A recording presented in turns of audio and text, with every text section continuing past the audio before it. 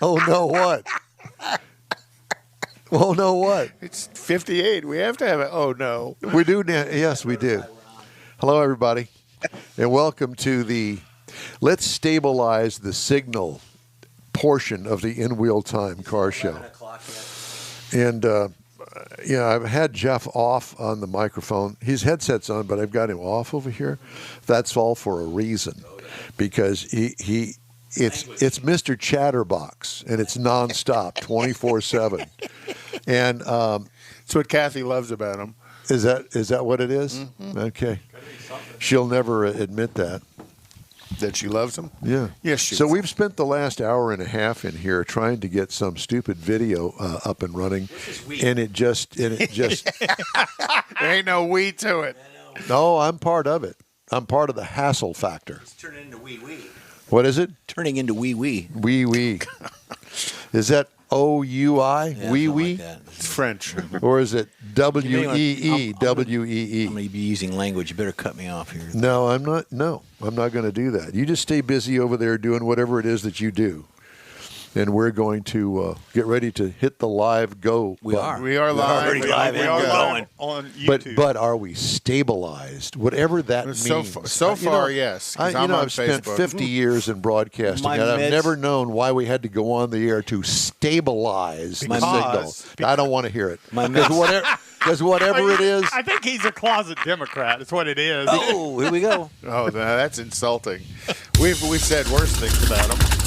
My meds are kicking in. Welcome to the In Wheel Time Car Talk Show. Coming up, we talk to Richard Tomlin with Apex Motorworks, who has an SCCA Houston racing update and a tour of the shop, including a Vanagon? Is it a Vanagon that he's got in there? Yeah, Volkswagen. A Vanagon, okay. So that's with Richard. Mr. Mars has a feature on a banned Buick six-banger from the NHRA Pro Stock department. Am I correct? Yes, sir. Yes. Okay. Well, you looked at me like I was saying something in foreign language. Or No, something. He always I looks was like shocked that Later, you were- it's my buddy Rodney Rodriguez with a Roundy Round 2022 preview. We have the upcoming events calendar and today's news headlines, all just ahead in this segment of the In Wheel Time Car Talk Show. Howdy, along with Mike out of this world, Mars, King Conrad DeLong. We need more Jeff Zekin, and I'm Don Armstrong. Glad you could join us on this cold and blustery winter day here. Is it winter? I think Feels technically like it's it, winter, yeah. but I mean, we're going to get, 2 days of winter this week. Is that what we're going to get? Yeah. Well, we're going to get a lot more than that if I have anything to do with it. No, we'll wait a It has week. and nothing then to we'll do get with 2 more weather. days. Move your microphone up there, Mr. Broadcasting. There you go. Thank you. Howdy.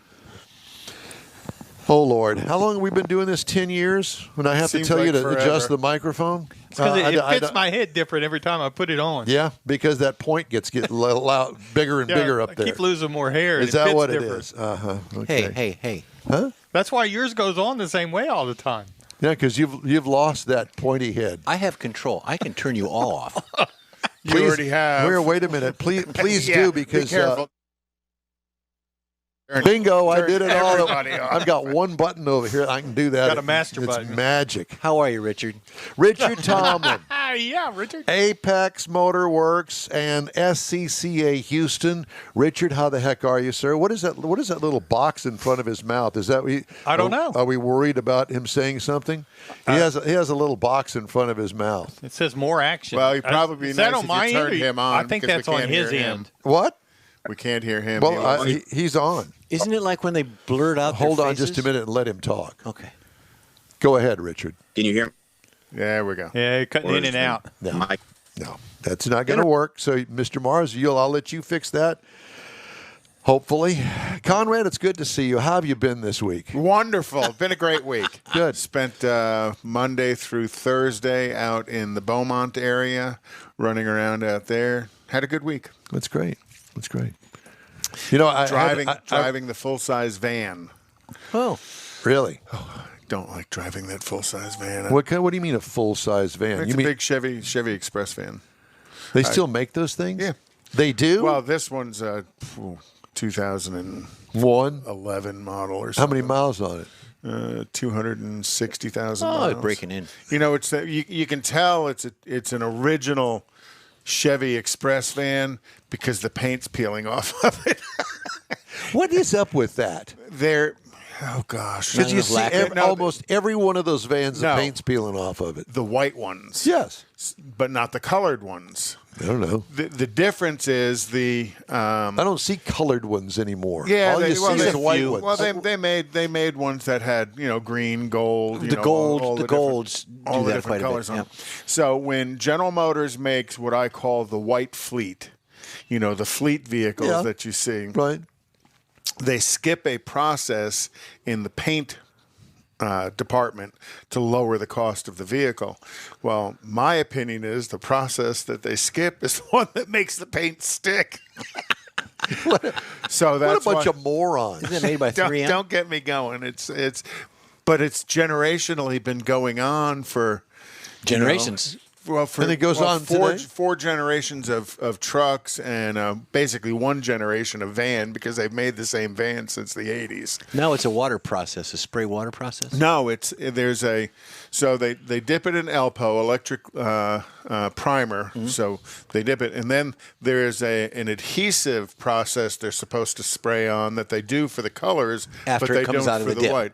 After it comes out of the dip and it goes through the oven to dry, and then there's an adhesive they're supposed to spray on it. Well, they skip this, and they don't call it adhesive. There's something other name. Some but- technical thing. yeah, but they don't do that because it saves them X amount of dollars per vehicle that they sell into the white fleet, and then So the paint peels off all then the over. paint peels off after 7 or 8 years. I mean, Oh, literally those peels minutes. off. You can it'll bubble up, and you can just put masking tape on it And pop it? and just peel it. I'll be darned. Peel it clean off. It's and it's been you going mean to tell on. me there hasn't been some sort of class action lawsuit against them? There for their- should be, because this goes all the way back to what I call the 400 series trucks. So talking about Chevy pickup trucks prior to 1998, they had the problem. So of that generation pickup truck, and then they've had it ever since. How embarrassing. Well, that makes me want to go out and buy one of those. Well, I don't understand their reasoning for it because it costs them lots of money repainting them. The benefit to GM is generally it doesn't happen until after 6-7 years. Yeah, after it's gone out of they're warranty. warranty. But the real problem is the retention of customers. It hurts. Yeah. Yeah. But I'll go buy me a Rivian because they make the paint stick on the car better than Chevy. go So buy me a DeLorean. 200,000 miles. You said how does it drive? It drives fine, but for me, I've got it loaded up, and it's a 3/4 ton van. You got all your crap It's in a the back? 25 Oh, it's packed. So it's not. And it's not on It's not shelves. It's loaded. all just thrown on the floor. You're just an old crap packer, you. It's loaded to the gills. That's the craziest thing. Your filing process of product in the back of the van, it's just basically thrown on the floor. Throw it in, and if it it's sticks, not. it sticks. I actually know where stuff is. Yeah, of course you do, because you threw it on the Yeah. floor. Yeah, threw it in the doors. It's like your sock drawer at home. Well, when you were a kid, was your room full of clothes, dirty clothes all over the floor? No, they're all under the bed. No, my clothes I threw in the hamper. Okay. But there was other stuff on the floor. Everything. Everything was on the floor. You wouldn't want to walk in my room Just like your van. barefoot.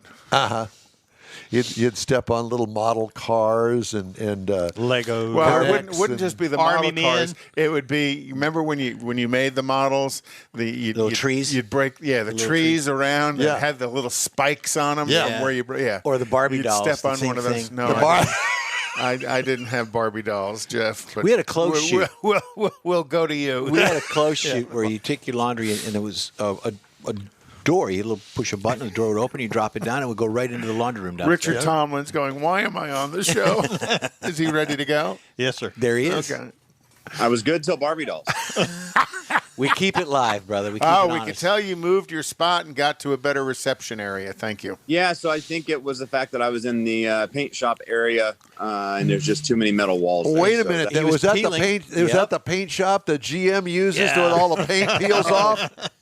Man, I tell you what, that paint, he couldn't have described that any better. When he talks about a clean surface, it looks like it's never been sanded, never been touched. It is just pristine. And It just does not stick. it's been going on for way too long. Years. It's just Years. crazy. But and from somebody who paints vehicles, you guys would know better than anybody else does. Commercial is where it is focused, though. It's just that GM white is what we call it. Right. It just feels like a teenager after spring break. What? I'm going to use that one. Yeah. I like that one. Leave the comedy to us, right? So tell us what's going on with SCCA, and then we'll talk a little bit about what's going on in the shop. Yeah, so January is usually one of our larger events. So we had our January 2nd autocross, had 145 drivers show up. Wow. Huge turnout for an event at the Houston Police Academy. It was great. People driving in from Dallas, San Antonio, Louisiana, a couple from Oklahoma City. So it was a good event. We've got another one coming up February 6th. This one will be about 120 cars. The same weekend, we'll be running at COTA, Circuit of the Americas, the F1 track that everybody loves so much. That'll be a Hoosier Super Tour. So that'll be a national event. You will have cars from all over the U.S. coming. Free spectators show up, come in, attend. Okay. See what your local. So it's free to watch. Yeah, just show up, sign a waiver. At COTA? Yeah, but I didn't think anything was free at COTA. You go and you watch these cars. There's no rundown. There's no menu of what you're watching. You just don't know what you're watching. No, you can get. Can't you get into electronic timing? Yeah, you got electronic timing through Race Monitor. But what you do, Don, is you go around the other side to the pits because all of our pits are open. So you can walk up and talk to everybody, and these are your average Joe drivers. They're paying their way to race. Are they so they want pits or are they paddocks? Paddocks, pit, grid, whatever. It's all open. There's not an opportunity that you can't take advantage of. And what class of cars are these? All of them? These will be everything from your stock, let's just say Mazda 2, Honda Fits, all the way up to your GT1, GT2 cars. Wait a minute. Did you say a Honda Fit? He did. Mm-hmm. Yeah. Really? A Honda Fit? Two Mini Coopers, new and old. I would say pretty much anything with four wheels you will be able to find there that weekend, car-wise racing. And so are those cars, do they have to have a roll cage and you have to wear a helmet and that sort of stuff? Or is it kind of like bring Mama's Buick Skylark out there and run it around there? Correct. And think back to Ford versus Ferrari, the early days when they showed Ken Miles out, and a couple Cobras and what we call SCCA regional racing. That's exactly what that was. It's where it all starts. When you said older and newer, what is the oldest and what is the newest model out there? I've seen 54 Mini Coopers out there racing with us. And then, of course, you've got the brand new Mini Coopers, too. Wow. And that was the whole thing on the Mini Coopers. You've got the spread. We've actually had the privileges of working on one of the original 4 1952 Mini Cooper race cars from John Works. A lot of fun, a lot of challenges in seeing how they built things in 52 versus how we build them today. It's changed a little bit. And with that, the tire technology has changed so much. Oh, absolutely. Do the new tires really overstress the old suspension systems? Yeah. Yeah, they'll tear a car apart. They'll actually tear on the older stuff like that. You'll actually tear the unibody apart. I used to kind of laugh and joke about everybody seam sealing the cars of the 70s, early Trans Am stuff. And I think that's where our tire technology started changing, but it would actually pull the unibody spot welds apart. Wow.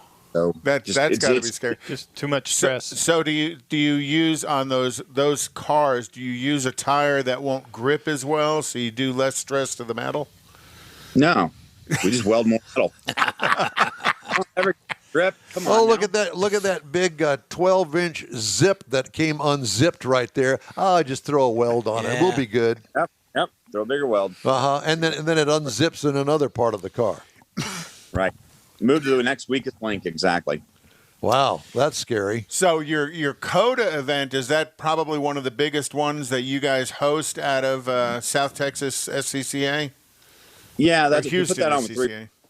with three regions together to put that event on. That side is amazingly expensive, and without the help of the national office, it'd be tough to do.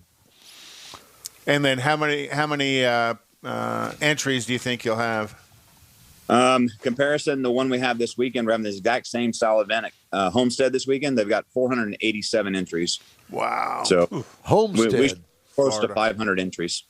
Wow. Well, and then, just the desire to run an F1 track, I'm sure you draw even more people because, hey, I'm running at COTA at the F1 track. And you guys actually do run the circuit F1 runs? Yeah. Yep. We'll track it with their curb markers to keep everybody in check too. And what's the length? Is it 2.7 No, miles? 3.4. Is it? Is it 3.4? 3.4. Oh, okay. 3.4, 20 turns. Whereas you look at region And at undulations 2.4. in the topographical. Oh, yeah. Ups and downs. You ever been to There- Coda? Oh yeah, many times. Yeah. Well, we Down need in to the get paddock. we need to get to Coda and drive, or at least ride. I'll be honest with you. I'd love to drive it, but I would rather go for a ride with somebody That knew what they were speed doing. That knew what they were doing and Exactly. understood. We'll the course. take your van. Take my van. I got to drive it once, actually twice, and one time it was in the Grand Cherokee Trackhawk, and so it had plenty of juice, and on the back stretch, Yeah, it sits you way can up bump off one- the ground, Yeah. and you feel like you're going to tump over Yeah. every time you go around the corner. but still, I got to go around the corners. Backstretch, I think I did 128 on the backstretch. Wow. So Wow. if you've been to Dakota enough to know about the front stretch, it is interesting that some of our smaller cars, the older Formula Vs, some of the older Mini Cooper cars, have to downshift going up the hill. Really? Wow. So keep that in mind. You see the F1 cars, you're like, oh, that's amazing. It is. And then you put a normal car on a track of that scale, and some of the cars literally come out of some of the corners almost topped out because the course is so wide. They're maximizing everything the car has 90% of the time they're on track. But you would Well, I have think to you would that's- have to upshift or downshift anyway going up the hill because there's a big U-turn up there. That's at the end, though, not at the bottom. So is there any type of schooling But or I think classes that goes back to what Don was saying about riding with somebody that knows how Right. to really drive on that track. And Well- in that car. Yeah. Yes. Not some rent Right. car that you don't know anything about. Or Right. figuring out Yeah. the apex too. Is there a class for the folks that go out there the first time to show where you accelerate and apex of the So turns? for SCCA, we run a comp school, so it's a 3-day school. If you want to get individual lessons at each track, you can attend those tracks, and they do have individual schools they'll take And how you much through. does that cost? Have your individual The 3-day school at MSR is $1,800. Now, if you want an individual lessons, that's usually $500 a day, $500 to $600 a day, and that's a coach sitting in your right seat, walking you through everything at that facility. So is that the MSR for $1,800? Is that in their fleet, driving their fleet of Mercedes, No, or you is need that your own driving car. your own? You Yeah, bring you'll your have own your- car. Tear up your Yeah, own it'll- stuff. Yeah, you'll have a classroom session. You'll be with probably 15 to 20 other drivers going through the process. 3-day school, so you have classroom drive over 3 days. Last day, you've got a test. Once you pass, give it 2 to 3 weeks in a physical. You've got a comp license. Go out and play. Wow. But do you race side by side or is it individual Oh, yes. stuff? Side by side. That's the actual wheel-to-wheel racing. That's the Hell real deal. no. I ain't doing that. Bring the Corvette. Oh, hell no. Well, you no. paid for the bring your training. Corvette. You're Hell trained all no. trained up. I could tear up my car if somebody moron We're is taking next to me. Conrad's That, van. Hey, don't call me a moron. some dyslexic guy that sat next to me in class picking his nose and talking to his You're girlfriend still online. talking about me. Your Yeah. Corvette would be faster than No, my I'm van. with sorry, I'm not doing 3,000 that. pounds of junk in it. Yeah, no. Get more of us No. in the van. Get that Chevy van with the paint peeling off of it and I'm good. I'll put do it- that. We'll put a cooler in the back. It'd be great. Better yet, just give me a big yellow school bus. Let me put that out there. I'd be Bring fine with Beerman's that. bus. Yeah, with the that's worth way V8. too much money for that. What is that? It's a 37 school Yeah. bus? Yeah. No, I'm good. Interesting. Richard, I'm sorry. We kind of went off track, but Squirrel. Yeah, the squirrel. So I'm gonna post your Hugh SCCA.com on our Facebook page, and Cool. people can go on there and look for the events and stuff that you guys have going on. But the CODA event really sounds like that may be the area event to get to Yep, get it's big. on property for free, interact in the paddock for free. Sounds pretty cool. It does. Yeah, you know what it sounds like to me? Dollar signs. Because once you get out there and start talking to these guys, you go, "Oh God, I got to do that. Yeah. I got to be Well, here to." if nothing else, buy some merch from them. And I don't think all of them sell merch, but I would think some of them are selling some. We should sell merch. We're supposed to We be should selling sell merch. merch. I've been after Mars about this for a while. I've given him a website. I told him what to do. I've not And seen the merch. Where's Well, the merch? why don't you belly up with the money? it doesn't cost anything. What do Does you it? mean? Doesn't cost anything. Hey, Richard, can we take a tour of the shop? We can try. I'm worried about signal leaving. Well, yeah, let's not listen. let's not push it too much. But we did want to see the Vanagon. Yes. Well, that was Go over back. the body shop. Oh, it's in the body shop? Yeah. Oh, well, never mind. Yeah, but I can go from the outside. So- We there lost we him. go, lost there the you signal. go. So tell us a little bit about the. Yeah, back up. I see the Challenger on your social media. What's going on with the Challenger?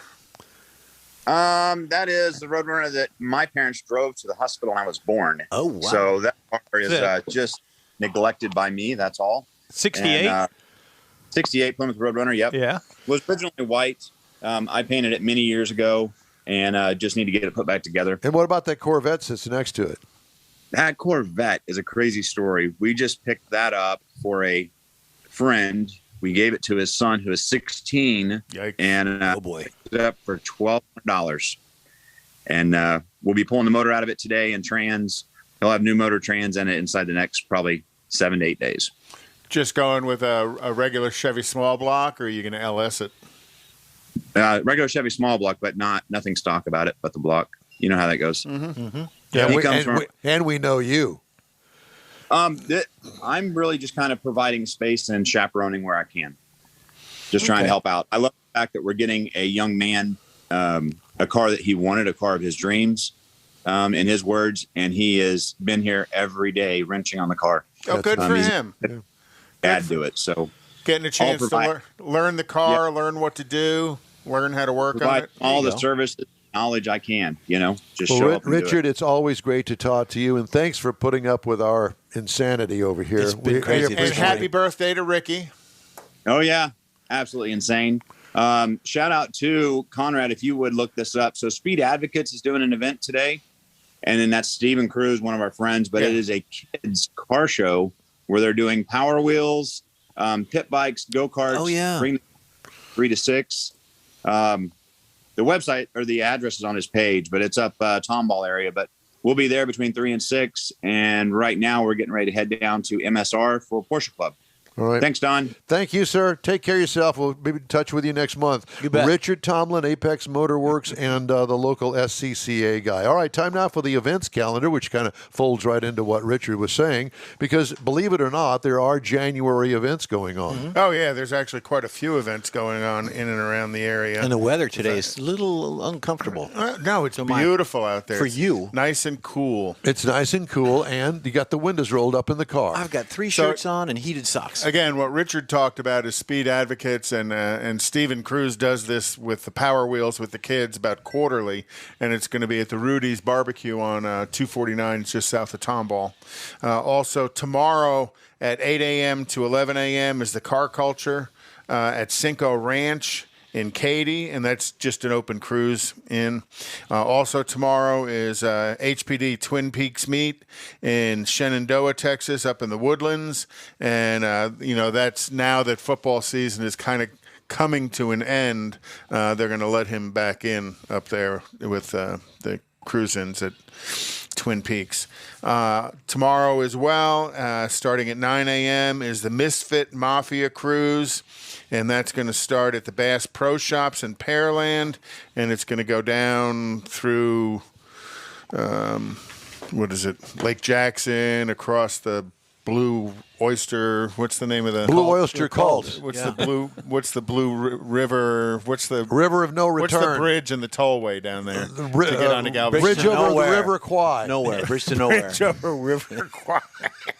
It's down at Surfside on that side of the island. I don't It's get over somewhere there. down there. And then I don't And, get over there.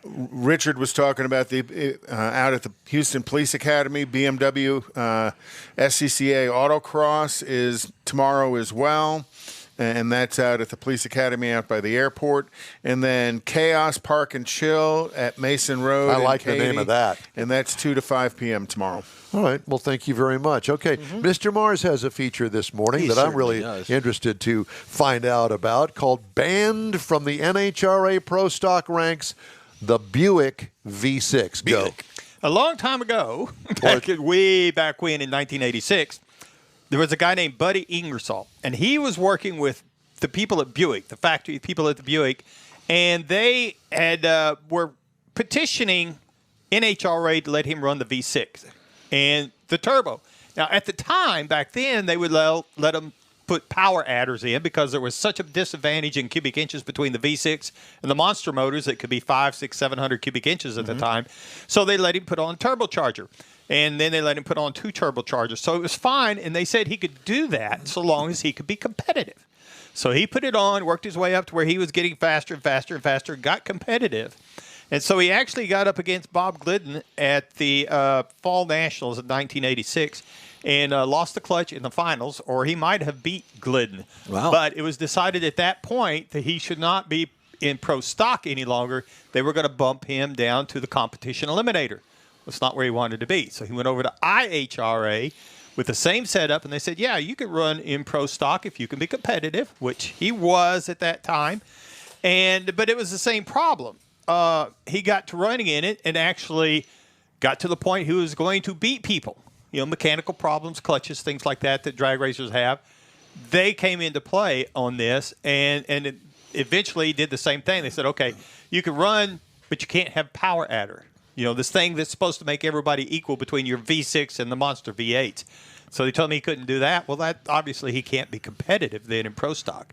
So basically they changed the rules, just like we've been talking about on several others, to where he literally got pushed out of pro stock. Did Buick not make a V8 back then? Well, why couldn't he have just taken the Buick V8 and stuck in there? But that was back in the time when they were selling the Grand Nationals and they wanted to promote the Turbo V6. And that's because that's what they were doing from the factory. Only ran one NHRA event. Right. That's when he made lost the clutch. And he made it to the finals.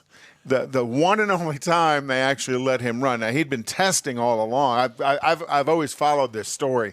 And Ingersoll he was around for quite a while doing V8s after this. Yeah, but his V6, it was a factory deal, was pushing him to do it, and that's what they... He had a lot of Buick money. Kind of like that Mercedes-Benz that I'm driving out there. And with that, it was, you can look at this. It was a Buick Regal. It was the G body, but which we had one of them show up at Tailpipes and Tacos with the Buick V6 with the turbo on it, and we talked to those people out there about it and the performance of it, which was great for its time for what it was. But when you start talking about running up against a 500 or maybe even a 600 cubic inch V8.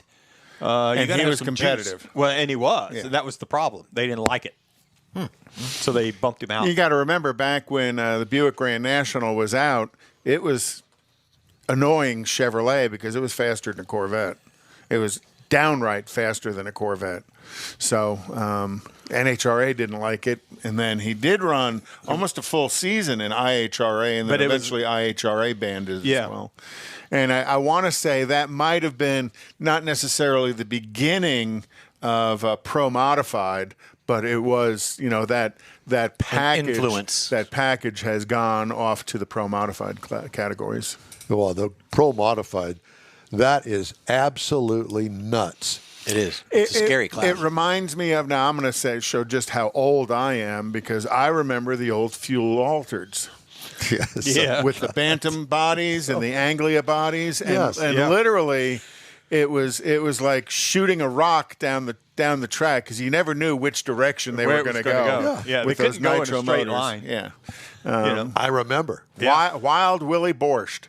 I remember that name. Yeah. He was kind of the multi-year champion, but those cars were insane. And the Pro Mods you see today are just as insane. But the other thing I like about the Pro Mods, and I'll go back to even this Buick V6 with Ingersoll, is the variety of cars. There's a guy who runs a winged Dodge Daytona in Pro Mod. There's another guy who runs a '69 Chevelle, all the older Camaros and Mustangs and stuff, and then the new Camaros and the new Mustangs. So a real wide range of bodies. But it's pure chrome moly chassis underneath. And pure insanity I was is what thinking it the is. same thing. That's what they ought to have. Let's rename it the Insanity Class. Yeah. Did I mention how fast this V6 got?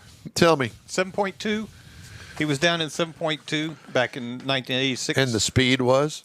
191. What are they doing today? 210. 210. Yeah. 210, 212. Hey, the In Wheel Time Car Show streams on Facebook, YouTube, Twitch, and InWheelTime.com. Podcasts are available from your favorite podcast provider. Thank you for listening, watching. The In Wheel Time Car Show continues right after this quick break. You're invited to the event of the year. The Houston Auto Show and Houston Boat Show are getting hitched. January 26th through the 30th at NRG Center. The Auto Show and Boat Show unite for the first time ever. Take a test drive, board your dream boat, check out the latest and greatest models. One ticket gets you into 2 great events. The Houston Auto and Boat Show, January 26th through 30th at NRG Center. Tickets at Ticketmaster.com. And I did want you to know that, as a matter of fact, our broadcast is going to have a special addition to it at the car show on the Thursday, right after the opening day. And so we're going to have a special broadcast. And we're going to be on the air from, what, Mike, noon to 3? Noon to 3 on that Thursday. So we invite you to join us on Facebook, especially on that Thursday. So I just wanted to bring that up. Because of inclement weather, the Tailpipes and Tacos December Cruise-In was canceled. Darn it. The winter returns in the spring. Expect a new and exciting way to enjoy the gathering. Tailpipes and Tacos is Houston's unique Saturday morning cruise-in, and with a new quarterly format, you'll have more time for car mods and to get ready for cruise-in trophies. Yup, you can compete for Best Hot Rod, Best Classic, and more. And the top car will be featured on a full-size poster that'll be used to promote the next event. Bragging rights are guaranteed here. Tailpipes and Tacos wants to thank all participants and visitors who made the event an exclusive, fun gathering of unique cars, trucks, hot rods, and lots of muscle. And we know you'll enjoy it even more in 2022. Tailpipes and Tacos will still be held at the Lupi Tortilla Tex-Mex in Katy, just south of I-10 at Kingsland Boulevard on 99, the Grand Parkway. Stay tuned right here to the In Wheel Time Car Talk Show, and we'll tell you the exact date for the next event. Until next time, be sure to visit the Lupi Tortilla Tex-Mex in Katy, where you'll find the best fajitas this side of California. It's the In Wheel Time Car Talk Show, your weekly go-to all things automotive place. Ahead, we got some features you'll find interesting, along with stories making automotive news headlines this week. And we got our special roundy round guest, Rodney Rodriguez, coming just a second or two. Howdy, along with Mike out of this world, Mars, King Conrad DeLong. We need more Jeff Zekin. I'm Don Armstrong. Thank you very much for joining us on this chilly Saturday. Joining us right now from the world of roundy round racing and other kind of racing too. Mr. Announcer himself, ladies and gentlemen, Mr. Rodney Rodriguez. Hey man, how are you doing? Good to see you. Morning, guys. What's a good word today, man? Well, you're it. And by the way, I've been following you on Facebook because apparently you've been off gallivanting around with a winter vacation of some sort. Yeah. Spread my wings and flew out to Wyoming. Man, that was some good stuff. I've never been in cold like that before, guys. How cold was it? There was one night I think it dipped down to about -8. Oh my gosh! There wasn't much racing going on, I assume, unless it was ice racing. Didn't see any witches. Well, you know, Gina messaged me at one point while I was gone and said something about racing over there. I said, "Yeah, you're not racing anything over here but snowmobiles. I mean, that's all you can do." Did you get on one? No, I didn't. We had an excursion that was planned, but it fell apart. But we did a lot of cool stuff. Saw some great. It gives you a great appreciation for wildlife and for animals, man. Because you go out and you see, whether it be the elk preserve or bison or moose, whatever it may be. It really does. It really, you appreciate. It's a little slice of heaven up there. Yeah, it's beautiful. Yes, I've never been to heaven and probably never will. But yeah, you got as close as you get, right? Yeah. So, like Conway Twitty, I may never get to heaven. So, has your play-by-play announcing at these races expanded? I mean, it seems to me like you're doing more and more stuff these days. Yeah, a lot of dirt tracks here in Texas, and of course, obviously the Mobile stuff. But given the opportunity, I like to get out to, whether it be Texana Raceway Park over in Edna, or of course Cotton Bowl, Heart of Texas in Waco. I know Corpus Christi, their racetrack, they've undergone a ownership change and so forth. Now it's called the South Texas South Texas Race Ranch, I think is what it's called. So are they going to be investing in it to improve the facilities? Yeah, that place is a little hidden gem, if you ask me. I've always said Corpus Christi is just a strong race town. Corpus Christi and Houston, honestly, are two just so rich in tradition with dirt and asphalt racing, and with that Corpus Christi track, they've got a bar there. They've got a little bar where you can do stuff other than racing, and I think that's so important and imperative these days with racing, because the racing in and of itself is just not enough, unfortunately, anymore, because people want to be entertained. I mean, they want more than cars going in a circle. Well, Corpus Christi, isn't that the home of the Labonte family? Yes. It is. Yeah. Labonte Park right there on 37, right as you get to town. And the unfortunate thing is the Corpus Christi Speedway, which is the quarter-mile high-banked, been in operation since 1949, that was recently sold to a salvage yard. So if you go by that location now, they're tearing it apart. So hopefully this other will energize things. I don't know if we mentioned this the last time we talked to you, but you had guest spot on a couple or three Lost Speedway episodes on Motor Trend, or I don't remember what network it was on, but I saw you and I'm going, hey, I know him. Yeah. And that were great pieces. And I bring it up because this week I run across another video that somebody had done.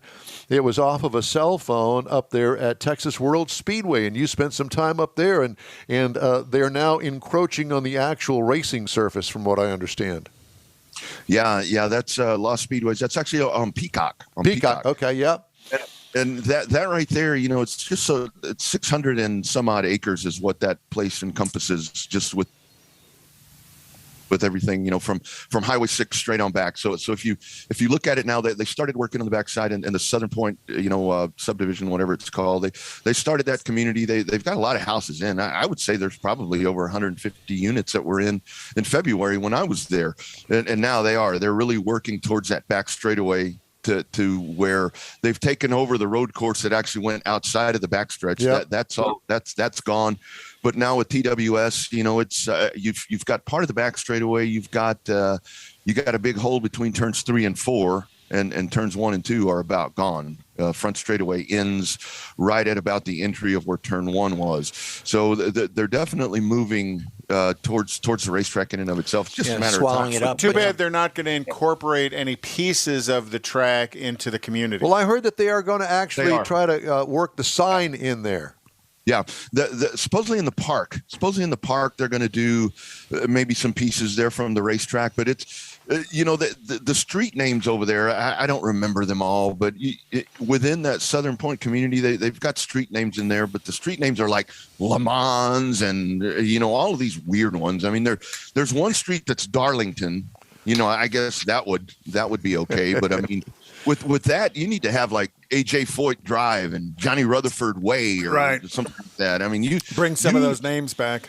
Yeah, absolutely. But speaking of these tracks that have closed down, that track in itself, I think, was doomed from the very beginning because of its location. Right. And I know that they tried to get people to come in from Houston and Dallas and San Antonio and Austin, and I understand why they thought that would be a good idea, location, poor but execution. it just didn't work. But there are a lot of tracks that are around, and especially we'll just kind of keep it here in Texas, that are viable, but there's no money to keep them in a situation where you can still race on them, and they close down, and that's the end of them, and they may just be sitting there waiting for somebody to come along, kind of like what Gina has done over there at Mobile Raceway, and that is a wonderful track, and the crowd is still there, and the car count is huge, but I can't go from Houston to Mobile on the weekends to watch racing. We need something like that here.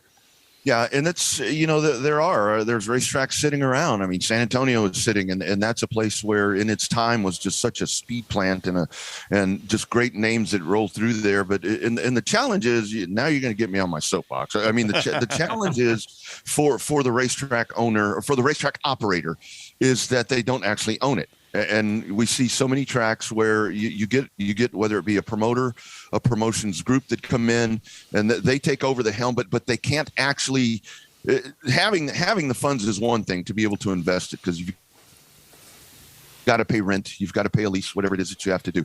But to build that infrastructure in there, I mean, to be able to build that track and continue to add to it. And that's where, these tracks sit out in the winter here, in the summers. I mean, it's hot. These places get so beat up.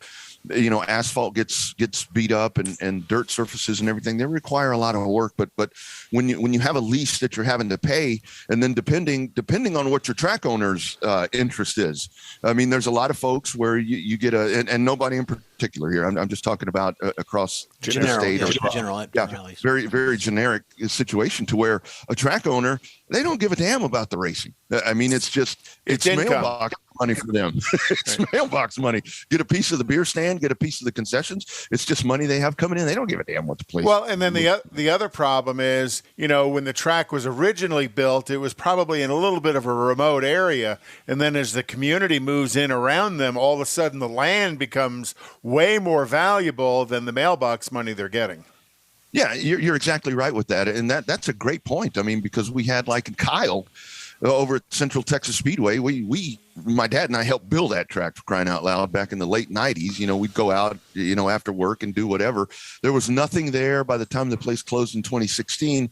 There were houses all the way around it, and it's like when you get folks that are hunting real estate and they're like, well, I don't want to live there because the railroad tracks are there. I'm like, well, they've been there. Sorry. That they were there before you wanted that house. And that's what you get with tracks. They've got to be in places to where that noise factor, because these days people tend to get bothered by, things. Kyle, Texas, out there near the Salt Lick. Well, the problem is, like you say, it's the urban sprawl because, Baytown, whenever that track was built, exactly, I was 35 years ago, something like that. It was It was out there in the middle of nowhere. Exactly. But slowly but surely, Houston has grown, and 99. And in this Grand place, Parkway is going to go right by. And this is industrial moving in, not necessarily residential. Well, but it's the same problem. Right. You can only go out so far because you got to stay close enough to town that people can get to you to see the races. But again, 35 years later, everything's urban sprawl's caught up with you. Mike? What's more important, the moving of the population or the revenue it can bring? Well, here's the other point of all of this, Rodney, is the fact that there just aren't as many racers as there used to be. And, as far as spectators are concerned that actually put down their $5 or $10 to get in the front gate, they're not as numerous. You got the families supporting the racers. But when it comes to the general public, I think that there has been a waning, if you will, of actual fan support. I don't know where they all went. I'm still a fan. I still go. Well, I think they're still out there. I think the opportunity to go is reduced because of the closing of the tracks. The series don't come into town frequently enough. I know with Gina, she's done a lot out at HMP, but she kind of got, somewhat damaged on the series here in town because of Corona, because of weather, and having to cancel events and stuff. But when that track was open and you were out there, Rodney, the place was packed. Yeah, and there's lots of other options now. When we were younger, I mean, about all we could do was go fish, maybe go bowling, or go to the track. Now that there's lots of things to do. And actually, what we're doing right here is you guys do it extremely well. We do it. Up here, streaming has really had an effect on the front gate, and that was back in the early 2000s when streaming first became an option for folks to get to a racetrack. It was kind of the promoter, depending on what side they were on, because they always argued that hurt their front gate. Which it's the cost of marketing. It's what you want to invest in it. And I think the younger generations that are coming up, that are get involved in the streaming and stuff, they've grown up playing video games and playing on their computers and stuff. They don't want to go watch racing. They'll sit at home and be racing. As far as they're concerned, and if I do want to watch it, I'll just find it online, because odds are it's somewhere. Yeah, there's a YouTube video somewhere of it. Yeah, and the nice thing is now that's where it's shifted for the racetrack, because they actually now a lot of these, whether it be Race on Texas or Racing America, Flow Sports, all of these different streaming providers that actually do short track racing, they've incorporated plans to where the racetrack is somewhat of a the revenue sharing is there for them. So now they're a little more open to that. But there's nothing better than having a grandstand full of people, because it that gets the racers jazzed up, that gets everybody fired up. And Don, you see it when you guys see it there at Houston. I mean, we do. Obviously, the racing is the main event, but you have to do other things. I mean, there has to be things, because kids these days, we used to like to go play kick the can at intermission, and we were totally happy. But kids these days, they want other things to do, Well, you may call it kick the can. We called it something else, but that's another story for another day, my friend. Well, I don't think that's legal anymore. It's hard to experience online what you can get from going to the track. For me, my favorite place to sit in a dirt race was the entrance to turn one and get whacked with the dirt clods as they go sideways through the turn, slinging dirt at you. That's what's wrong with you. Well, and then the smell of the oil, the smell rubber, of the fuel, gasoline and stuff. There's something visceral to all of that, but that's not where the kids are today. No.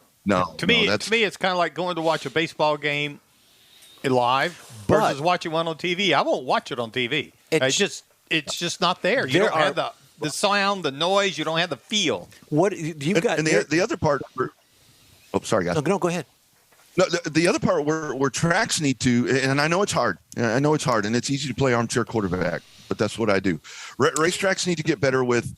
I mean, folks don't want to sit in the stands and see caution flag, yellow. Yellow. Just tooling around, idling around. Yeah. The point I wanted to make was that at Gina's tracks, when I go out there with Don, the young aged drivers in some of these heats are, you got 13, 14, 15-year-old boys and girls out there running at 90, 100 miles an hour on a 5/8 mile track or smaller. That's what's to watch. Those folks there. It is.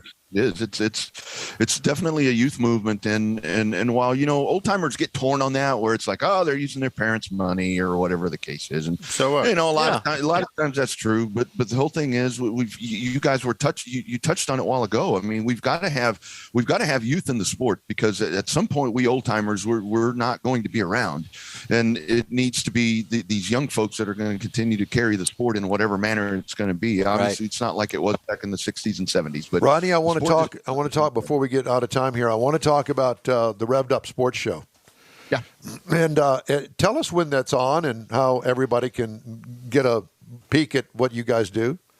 Yeah, Mondays at 6:30 p.m. Central, and you can go to Revved Up Sports Show Facebook page. That's probably the best place, like you were mentioning there. There's a YouTube page as well. You can actually go to RevvedUpSportsShow.com. Up at the top, there's a banner that says Livecast. Hit that, and it'll take you to one of the feeds. So lots of different ways to be able to access it. And we've got a great show coming up on Monday. We've got great talent from up north, great late model driver Ben Rowe. He'll join us. Actually, I think Gina may be joining as well for some updates on Gulf Coast. So it's really good stuff. We continue to just try to grow and hoping for a good 2020. And you guys talk about Texas short track racing, mainly Texas short track racing. I know that since you've been going over to Mobile, that you brought that in as well. And I think that's a good thing. And, because a lot of the drivers from Mobile and Pensacola, they'll come over here and race over here and vice versa. That's really something that I've kind of charged myself with doing, Don, is that there's always been a disconnect right there. Like the Florida guys, they don't need to come here. I mean, they've got racetracks everywhere over there. Mm-hmm. And even, I've learned here in the past 20 months that the cooperation between Mobile and Pensacola really hasn't been there at times, other than the Alabama and Mississippi guys going to Pensacola. But I really want to try to get Texas into the Gulf Coast. I mean, because we obviously on the pavement side, there's Houston, and that's it here in Texas. Dirt is doing just fine. They've got their group right there, but we need to wedge Texas in there and get all of this coast to where everybody's working together and trying to have really good quality shows on the asphalt to draw fans together, get them on a stream, get them at the racetrack, whatever it is, just to continue growing this, because I need asphalt racing. I've got to have it. Dirt is great, but I've got to have asphalt racing. And like you said, Don, it's hard traveling hundreds of miles to go find it. Right. Yeah. Well, we don't have the money that you do where you can fly into these cities. Your private jet. Like on your private jet over there from Austin over to Mobile and with the Kardashians. Yeah. You and the Kardashians are right up there at the top. Right. One thing, you talked about having the younger crowd and what they're going to take over. Who are we grooming to take your place, Rodney, or Don's place in the announcing and in the media side? Who is grooming that? Who do we have? There aren't, because that's like people call me, hey, can you come announce over here? And I'm like, well, I can't. I need to be over here. So we really do. I mean, Isaiah out at the racetrack, he's ready. Yeah. Our little friend Isaiah, he's ready. Yeah. And Conrad and I are going to call in Monday on your show. Good. We're going to. That's right. Yeah, you guys need to do that. Yeah. Love to have it. Yeah, the dump button is real close by. See, there's that. We've got the bell. See, we've got the bell. You got the bell. From you, all you have to do is shoot us an email. The address is info@inwheeltime.com if you have questions and especially comments. We love to hear comments, especially the bad comments. Love those. By the way, next hour we're going to have Rochelle Salinas from the Houston Auto Show. That's the Houston Auto and Boat Show this year. That ought to be interesting. And I did want to mention once again that we are going to do a special broadcast from there on Thursday. I don't know what the date is. It's the end of the month is when the car show's coming. And Mr. Mars, do you know the date right off the top of your head? No, he doesn't know either. No, worthless. You don't know the date. You don't either, Don. No, I apparently, don't. I admitted it though. It's the 58th. I admit it. I have a book for that. You need to put your microphone on because we can't hear you. No, he was going to do something And else. I will tell you when the date is right now, as a matter of fact. It's going to be on January the 27th, Thursday, and we're going to do a remote broadcast from there. I think it's going to be from noon to 3. Isn't that what we decided it was going to be? That's correct. That's correct. And then we just found out this week that we're going to do our regular Saturday broadcast from there, Mr. Sleepy Time. Okay. And we're going to do our regular Saturday broadcast from there on the 29th, and that's going to be in the morning from 8 until 11 like we normally are, and live. They open at 10. And they open at 10. When the door opens up, come run to us, and we'll put you on the air. Yeah. No. but thanks for the offer anyway. We can do some headlines now. There was a feature that I wanted to get in, and I just thought that this was an interesting story from Automotive News, and I think that you may get a chuckle out of this. Well, maybe not. An employee of a Ford dealership in Jacksonville, Florida, is facing a felony charge after he was arrested last week for impersonating an officer after using a service vehicle to pull over a car, according to police. The Chevrolet Camaro in for service belonged to the Green Cove Springs Police Department, which had left it at Duval Ford so police lights could be installed. And then on December 30th, Duval Ford employee Fernando Torres was supposed to be transporting the car, according to a police report, from the Jacksonville Sheriff's Office. The report said an officer with the Sheriff's Office witnessed a man driving the yellow Camaro turn on the vehicle's police lights and pull a car over. It was a test drive. Yeah. The officer stopped nearby to help with the traffic stop. When the man in the Camaro saw the officer, he drove off, according to the report. The officer said in the report that the incident was puzzling. It's a good word. He says, I believe it to be suspicious for another officer not to wait and notify me that my efforts were appreciated, the officer wrote. The officer then ran a search of the Camaro's license plate and learned the car was owned by the Green Cove Springs Police Department, leading to the eventual discovery that it had been used by a Duval Ford employee. There's the problem. They brought a Camaro to a Ford dealer to get the lights installed. Poor Fernando. Torres should have been a Mustang. Mr. Torres was arrested on January 4th and charged with unlawful use of blue lights and false impersonation of officials. So is that a blue light special? It is a felony, is what it is. To protect and He was service. out on bail with no trial date set yet. Torres was fired by Duval Ford. Duval Ford president Alex Graham said hired in by an the email, police department. said in an email to Automotive News that the dealership, quote, fully cooperated with the Jacksonville Sheriff's Office. End quote. First time they've done that. That's a great story. Isn't that a great story? I'm going to post a picture I got this week of a Mercedes-Benz 300 SL, like a 56 or 57, that a technician was out test driving. Wait till you see this picture. Oh, okay. It's kind of like Ferris Bueller's Day Off. Pretty much. yeah, With the Ferrari. Yeah, yeah. I wonder where that actual Ferrari is today. Well, that actually wasn't a Ferrari. Yeah. That was a makeup. Yeah, That was a stunt double. car, yeah. Where is that car today? I don't know. We'll have to look for it. I bet you our friend that Yep, we yep. met, Mr. Hollywood Cars, Oh, I bet, yeah, you, bet yeah. you he would know. It might have probably been owns it. one It of might his have been cars. one of his cars. Exactly. Well, anyway, I thought that was interesting. We do have some recalls to tell you about. Just a few. The 7 spare pages.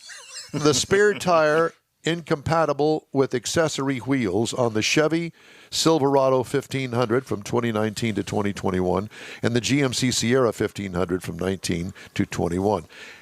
The spare tire incompatible Yeah. with accessory So wheels. the spare tire is a 17-inch Right. wheel and tire package, and when you order the 22s on it, it's a different height. You don't get a So different it's a different- size spare? Sometimes different width. No, the spare is The spare's a spare. It's a standard Yeah, spare. but I mean, they don't put a taller tire on it to try. No, no. Well, that's why it's recalled, because they didn't. So I imagine they're going to have to replace the spare with a correctly sized tire. What I used to And do is wheel. I would carry the lugs. I would carry the stock lugs with, because when you change that tire out, you couldn't use the custom You wheel couldn't lugs. use the custom lugs. Well, you could, but the tire would go down the street like that. See, you gotta think about it. Weevils wobble, but they don't fall down. Yep, that's right. Power steering assist may fail in the Mercedes-Benz CLA 250 from the model year 2020. That's being recalled. And there's a bunch of other ones. The front axle carrier may corrode on the Mercedes-Benz A220, the AMG GLB 35, and the GLB 250 from model years 2019 through 2021. Those are the small So ones. did you hear that Honda owner vehicles have taken to the message boards to You didn't let report- me finish the recalls. Oh, go ahead. Is this a recall that you have? Well, no, but it should be. But go ahead. No. I'll defer to you. You just kind you of were taking interrupted a me. breath, and I was going to fill in. I can't take a breath? The dead airspace. Yeah, there was no dead air. Yeah, the space. breath beneath his wings. The Jeep Grand Wagoneer and the Jeep Wagoneer from 2022 is being recalled because the rear view image may not display. They just came out with those. Well, they did. Well, Bringing them back. You can't recall it until you put it out there. There you go. I guess so. Now, would you like to go ahead and say your story again? Honda owner message boards to complain about a clock issue.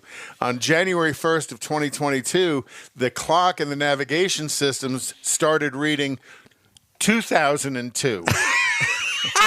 Honda is aware of the issue, but they're unclear of what caused it. But they say they'll have it resolved by August of 2022. It was So they're going to go. it was the blinking. 22-year-old that was programming the computer, and he made a little mistake. It was I blinking think so. 12 o'clock, 12 o'clock, 12 o'clock. Wouldn't that be great? Yeah. So it won't be fixed until August. So Back to the Future, 20 years ago. That is just hilarious. It is So hilarious. funny. Yeah, it is. I'm surprised it isn't a recall, but anyhow, Well, the clock, it's not. it's not It doesn't a have safety-related now. item. Remember when clocks used to be optional in cars? Yep. Yeah. And remember when the clock used to be an analog clock? Yeah. And some makes are still using that old analog looking thing. Have brought them back just because Yeah, of the uniqueness that of Lexus it. sitting out there's got What do one in those it. big hands mean, Mommy? On the Oldsmobile. What are those things? I don't understand. I can't read the clock. On the 442 As my I dad go. had, we replaced the clock in it, and it was down on the lower part of the dash, and you had to, like we did the work on your Corvette, you had to have a hand like really Oh, small. yeah. It was Yeah. hard to do. Oldsmobile did what they call the tick-tock Yep. clock. They had a clock that was mounted in the center of the tachometer. Mm-hmm. The tachometer swung behind the clock. So I want one. Anybody out there who has a functioning tick-tock clock for a 70 to 72 model Oldsmobile and they want to donate it to me, No. contact me at No. info@inwheeltime.com. And Don't bother. This because- show is going to be recalled on Monday, so don't bother sending him the clock because he can't even start the car because the key doesn't Send him work. an ignition switch instead. It's the In Wheel Time Car Show. We've got more coming up in just a second. You're invited to the event of the year. The Houston Auto Show and Houston Boat Show are getting hitched. January 26th through the 30th at NRG Center. The Auto Show and Boat Show unite for the first time ever. Take a test drive, board your dream boat, check out the latest and greatest models. One ticket gets you into 2 great events. The Houston Auto and Boat Show, January 26th through 30th at NRG Center. Tickets at Ticketmaster.com. Because of inclement weather, the Tailpipes and Tacos December Cruise-In was canceled. Darn it. The winter returns in the spring. Expect a new and exciting way to enjoy the gathering. Tailpipes and Tacos is Houston's unique Saturday morning cruise-in, and with a new quarterly format, you'll have more time for car mods and to get ready for cruise-in trophies. Yup, you can compete for Best Hot Rod, Best Classic, and more. And the top car will be featured on a full-size poster that'll be used to promote the next event. Bragging rights are guaranteed here. Tailpipes and Tacos wants to thank all participants and visitors who made the event an exclusive, fun gathering of unique cars, trucks, hot rods, and lots of muscle. And we know you'll enjoy it even more in 2022. Tailpipes and Tacos will still be held at the Lupi Tortilla Tex-Mex in Katy, just south of I-10 at Kingsland Boulevard on 99, the Grand Parkway. Stay tuned right here to the In Wheel Time Car Talk Show, and we'll tell you the exact date for the next event. Until next time, be sure to visit the Lupi Tortilla Tex-Mex in Katy, where you'll find the best fajitas this side of California. Is your business or company looking to stand out in a crowded advertising market? Looking to reach the real auto enthusiast? Well, you found it. You're listening or watching In Wheel Time, and so are your fellow enthusiasts. The In Wheel Time Car Show now reaches 500,000, and we can put together a marketing plan that will engage them in your product, business, or service. To get the tires rolling, just shoot us an email to our marketing director, Jeff Zekin. His address is jeff@nwheeltime.com.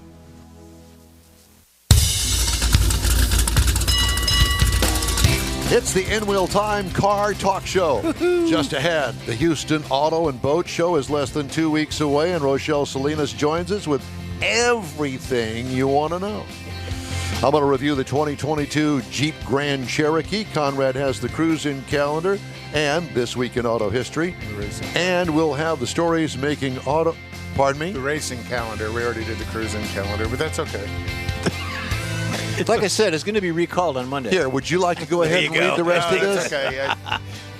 I like the way I get interrupted on these things. But is it's it okay. really important But to it's tell okay. us? Is it really important to correct me in the intro? At this point? Ouch. Ouchie, ouch. No. I got my way.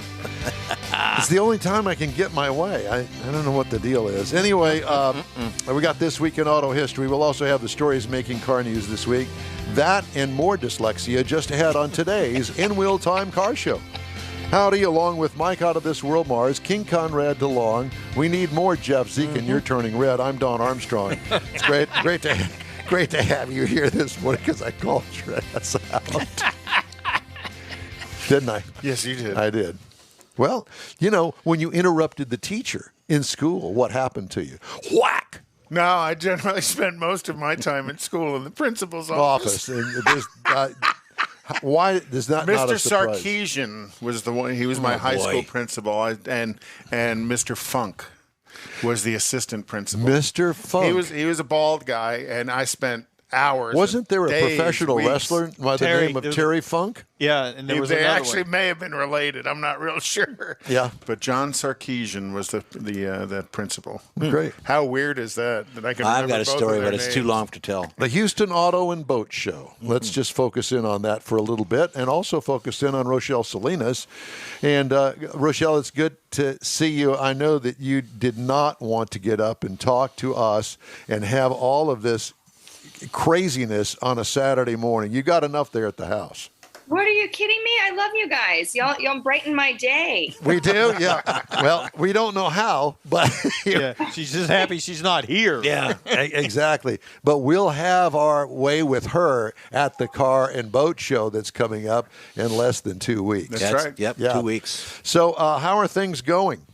You know, I am so excited about how all of this has come together. Really? Why? as you know, I mean, it was a complicated journey to bring two events together and make decisions about it. And in all this world of uncertainty we live in, to plan for two events in one place with inventory issues on both sides of the aisle. Boats too? Oh yeah, big time. Because they've been in such high demand, they're low on inventory as well. So we're really fortunate to be able to put these two events together. So part of the venue will be all of the boat show, and then the rest will be the auto show. We've been able to pull off bringing back Camp Jeep and the Ram Track. We have over 30 brands coming and setting up their exhibits for the auto show. On the boat show side, they've got a good selection of boat dealers as well as other outdoor adventure equipment, jet skis, kayaks, motorcycles, RVs, all of that, the fun stuff as well. So I think we've put together a really excellent event. Awesome. And having it combined in one for just $15 is a pretty good deal for anyone that used to come to both events. Amen to that, and it's going to fill up the entire NRG Center. Absolutely. We're taking up the whole place. Boat show's kind of on one side and auto show's on one side, but the walls are completely open and the floor plan is designed to merge us together. So you'll feel in one big open space. And one ticket gets you into the whole thing. That's right. One $15 ticket gets you into both events, shared entrances and exits. It's as if it is one single event, and kids under 5 are free too. And they can come look at their favorite 3/4 ton truck and then go down to the other end and pick the boat that fits on the back of it that they can tow. Yep. Exactly. You know, I mean, there's definitely people that are saying, oh, I'm an auto enthusiast and I don't want boats there. And then there's boat people, we're different than those car people. And it's like, okay, but whoever owns a boat still needs a vehicle to tow it, and you still got to come together. Yeah, I think it's a great pairing to use the wine industry phrase. Well, I have to tell you that I'm forgive me, but I'm kind of excited about the RV side of things. And I'm not an RV person, but I'm thinking, well, I want to look and see how these other people live. Don wants to go to the glamping display. The glamping display, yeah. Someday we'll all be living on the street. Pretty much. Like L.A. Yeah. All right. Definitely in tiny houses. Yeah. So, have you got it all mapped out? You know where everybody's going to go inside in the show arena, if you will? Yeah, pretty much. I mean, we're still the aftermarket area folks. They come in kind of last minute on some plans, so we're still placing a few of those. But everything else, it's got its space all mapped out, and we actually move into and start building next Friday everything that goes into the floor plan. Wow. So, yeah, it's exciting that we finally reached this point. Now, are you going to have a dealer's night out there before the show opens this year? We're not going to have our preview party, unfortunately. I'm sad about that, but we'll definitely have it back in 23. We will have our media day the morning of the 26th, and inviting sales staff out as well. The Texas Auto Writers Association is going to pass out the Texas Truck Rodeo Awards. So we'll have some good activities going on for right before we open, and then open to the public Wednesday at noon. Well, I know years past the Salesman's Day that you guys had. Usually, you guys had a pretty creative keynote speaker. Who's the keynote speaker going to be this year? Well, we're just giving them an open house early this year and letting them explore the show floor. And one of our associate members is sponsoring them their Assurant automotive dealer training system. Yep. So they're going to come and raffle off some prizes and have some networking time with those dealer folks. Okay, cool. So do you think that this is going to be any more laid back for you than it has been in the years past? No.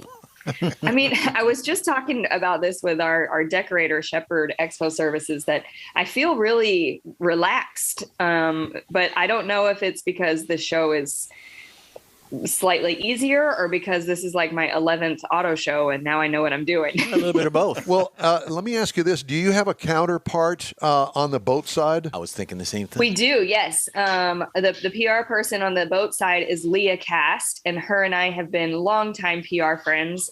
She actually took my first job in Galveston when I left that position. So we have worked in PR together a long time, and we're excited that we're going to get to be doing all these interviews and stuff together this year and be kind of back as a team again. Well, I have to tell you that even though we are a car show, I think that there should be room in both of our broadcasts, the one that we're doing on Thursday and the one on Saturday. We either have her or a spokesperson from the boat side, because, you know, if I'm going to spend $15, I want to see everything. Oh, yeah. And I want to go look at the boats. Yeah, I want to see how much the boats are, which one I like, and can I afford that one, and what kind of truck. Do you want the pontoon boat? I'm you want a pontoon the speed guy. boat, or the cabin cruiser, pontoon or for the me. John boat? And I did hear they're going to have this new pontoon boat that is jet propelled. What? So it operates like a jet ski versus a gas engine. Yeah, it doesn't have a propeller. No, I'm more of the put the barbecue and you got the cooler. You just put around the lake. That's me. That is you. You just need a trolling motor on it. Or some He does enough trolling on his own. Who needs a a motor? rowable pontoon boat. Yeah. No, I don't think so. But I think we need to get the RVs too. I mean, that's called a canoe. It's got wheels. I mean, listen, absolutely. I'm telling you, I'm into all of it, and I think it's really going to. I think it's really going to be fun. It is the in-wheel time Airstream. Sure. Ooh, that would like be cool. Yeah. I don't know if Airstream's going to have a vehicle there, but So do you know, on the boat side, are the displays going to be some of the local dealers, or are they going to be some of the manufacturers? Their event is majority dealer driven. Okay, so I know people like Gulf Coast Marine, Rockingham Marine, Red Wing Boat Company, Pier 105 Marine, all of those kind of boat dealers will be at the show. Which makes sense, because that's who you're going to do business with when it comes time to buy the boat. Right. You know, exactly. And then on the manufacturer side, pretty good turnout of manufacturers for automotive. Yeah, absolutely. You know, we've got all the Stellantis brands. Hyundai and Nissan are back this year, where they were out in May, as well as Volkswagen. So we're happy to have them back. Cadillac, Lincoln, Chevy, Toyota, Subaru, Kia, Honda, all of the Ford. You know, we've got the majority of the main brands this year, and then we've got some dealer representation for those luxury cars from Post Oak and from the Indigo Auto Group for Rolls-Royce and McLaren, Porsche, Lamborghini. They'll be bringing out those high-end vehicles. And then I'm really happy, you know, how well it's come together, especially when some manufacturers are still pulling out of auto shows in this season of inventory shortages. Now, are you going to have a good contingent of EVs there? Because I know that's the hot thing, and Buzz is going to be there. Yeah, yes, Buzz Smith is going to be. Buzz will be there. Evolve Houston is going to have their display. It's a very educational display. They'll have a couple vehicles there. They're working on trying to pull off a ride and drive. I'm not sure if it'll happen, but I do know Ford will have the Mach-E and their test drive options out front. And then pretty much every manufacturer, the majority of them have an EV in their display this year. Nissan is bringing out the new Aria. It will be there on display. Hyundai will have the new EV6.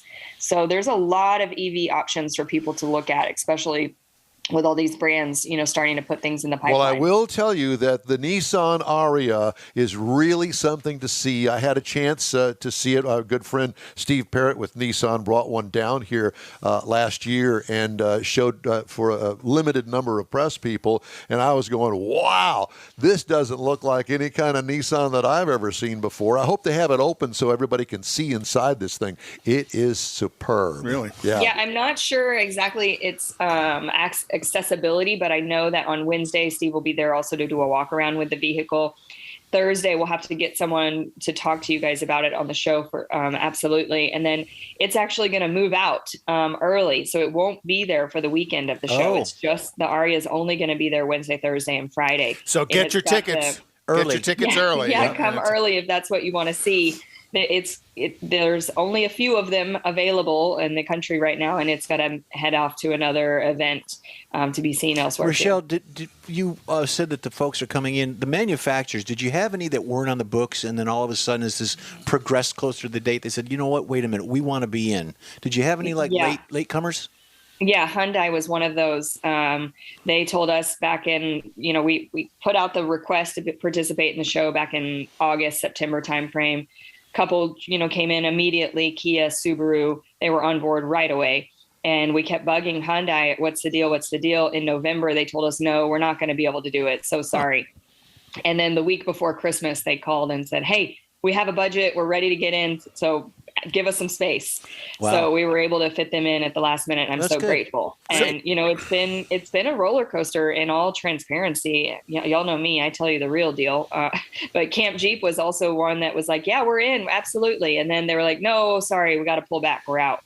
And we kind of had a little freak out because that is such a huge attraction for us. Oh, and so many people love Camp Jeep, but we started, reworking the floor plan, figuring out what to do if they couldn't be there. And then about a week later, the dealers were really getting on to Jeep and saying, no, we've got to have this exhibit, make it work. And thankfully that influence held strong and Camp Jeep was back in. Yeah. So, Yay. it really has been a roller coaster in planning. Which is probably why it's surprising I'm so calm. So I I'm know not stressed right now. I know through the years, Houston has actually had the first showing of a number of vehicles, production vehicles. Right. What's in the works for the special showings in Houston this year?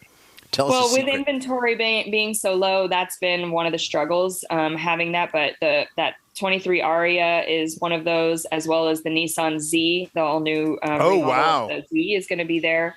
Subaru has a couple vehicles as well that I am forgetting off the top of my head right now, but I know that they've got the all new Outback, I think it is. It's called the Wilderness version or that Yep. outdoor. Yeah. And Hyundai is bringing in some new stuff too. So there'll be plenty to see that's new. That's very cool. So the other thing that I wanted to get out of you this morning is the hours. I don't know whether they've changed or not, but I know that during the weekday, noon is the start time. That's correct. Yeah. Opening times are the same as years past. We are closing at 9:00 this year. So noon to 9, Wednesday, Thursday, Friday. Saturday, we open at 10 a.m. till 9. And then Sunday, 10 a.m. till 6 p.m. So we'll close a little bit early on Sunday. Yeah, because that's why we moved our broadcast on Thursday from noon to 3 as opposed to earlier in the day. It doesn't make any difference to us. And we thought, well, that'll be something different that we can broadcast live on our live stream on that Thursday beginning at noon. So people sitting at their desk at work going, I'm really bored. I need to do. Oh, look, In Wheel Time is on. Let's take a look at that. Happens And all then the they time. can make plans to have happy hour at the auto show. There you go. And right. last year you were running rampant. Drinks. You were running rampant through the show last year. Are you going to be in one of those campers, spending the night or anything in one of the? I should ask about that. I Yeah. should stay in one of those campers. during Well, the you show. could have But one of those, 1960 promotions with the radio guy. He's going to camp out there all weekend Yeah. long. Remember they used to put him Up on on the billboards, billboards yeah. and cars that were up in the Yeah. air on a crane and that sort of thing. See, Conrad is going to volunteer for that. Oh, There you go. absolutely, I will. Hey, one other question, Rochelle. Your watch. Is that the Flavor Flav version of your watch? That watch is huge. But look, it's different now. It's different now. Of course it is. It's very fashionable, very stylish. We like it. Is that a Christmas present, by the way? It was my birthday present last year. Happy birthday. And where are you going on vacation after the show? Are you going back down to Mexico after the show, or? No. I'm gonna just enjoy home time with the family. There you go. Good for you. Well, we're really excited about this year's auto show. Auto and Boat Show. That's right. And RV show, because it's all in one, and it's for one ticket price. And we're really looking forward to it. NRG Center this year, and as it is in years past. And I guess that the Monster Truck Show is the following weekend. No, it's the same Saturday and Sunday. Oh, it is? Okay. And it has been for years. Yeah, thankfully. And we get a little bit of crossover there from people coming either early and checking out the auto show quickly or coming after the monster truck session too. So it's a good time Very to have. cool. I'm just going to everybody say, out. And you don't have to move out early because of some stupid football game, loser football game that's going to be going. Oh, did I say that? Yeah, I'm sorry. boy. I just slipped. The Texans got the number 3 pick, so they're not going to be playing in the postseason. Yeah, and the coach got the boot this week. Yeah, so Oh, poor coach. After a 5-year contract. I'm going to give you a 5-year contract, but you're done after 1 year. Yeah, I'll go ahead and take that free money. Yeah. Sound Works for familiar, me. Mike? I noticed that you're conveniently not saying anything about any of this, but that's okay. We'll concentrate with you on the mission at hand. But I like your collection of superheroes in the background as well. Oh yeah, that's my 7-year-old's Lego display. Sure it is. Oh, those are Legos. Sure it is. Did he build them all?